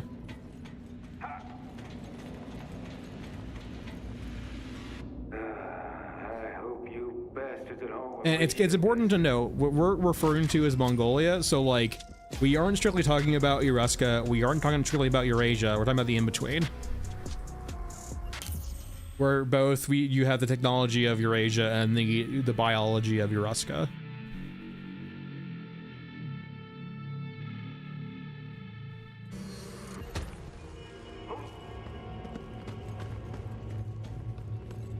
All right, did I get anything? Probably enough to craft one more drone, I imagine.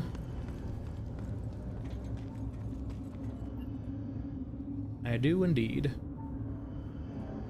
How are we looking for actual building shit? I probably need to do some actual muddy runs before I can actually buy anything here, but we'll see. Do I have enough of the foam stuff?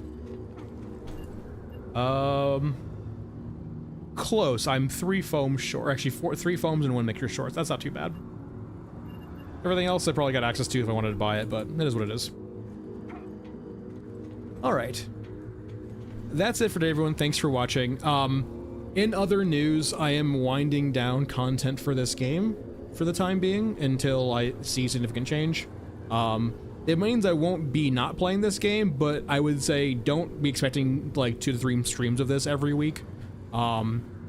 Maybe like once every week, maybe like once every 2 weeks. We'll just see how it goes, but it will not be the core focus. My script for my new video is done. I'm editing it and then probably recording this weekend, so it'll be out probably in a week or 2. Probably a week, I imagine, week and a half. It's not strictly for winter related, but you can apply it for winter. It's a much more generic video. I hope it does well. I am very proud of the script. But yeah, I will see you guys around. I might be playing some more Critters this weekend, maybe not, or other things. I'll try things out. But yeah, take it easy, everyone. I'll see you guys next time, and bye all.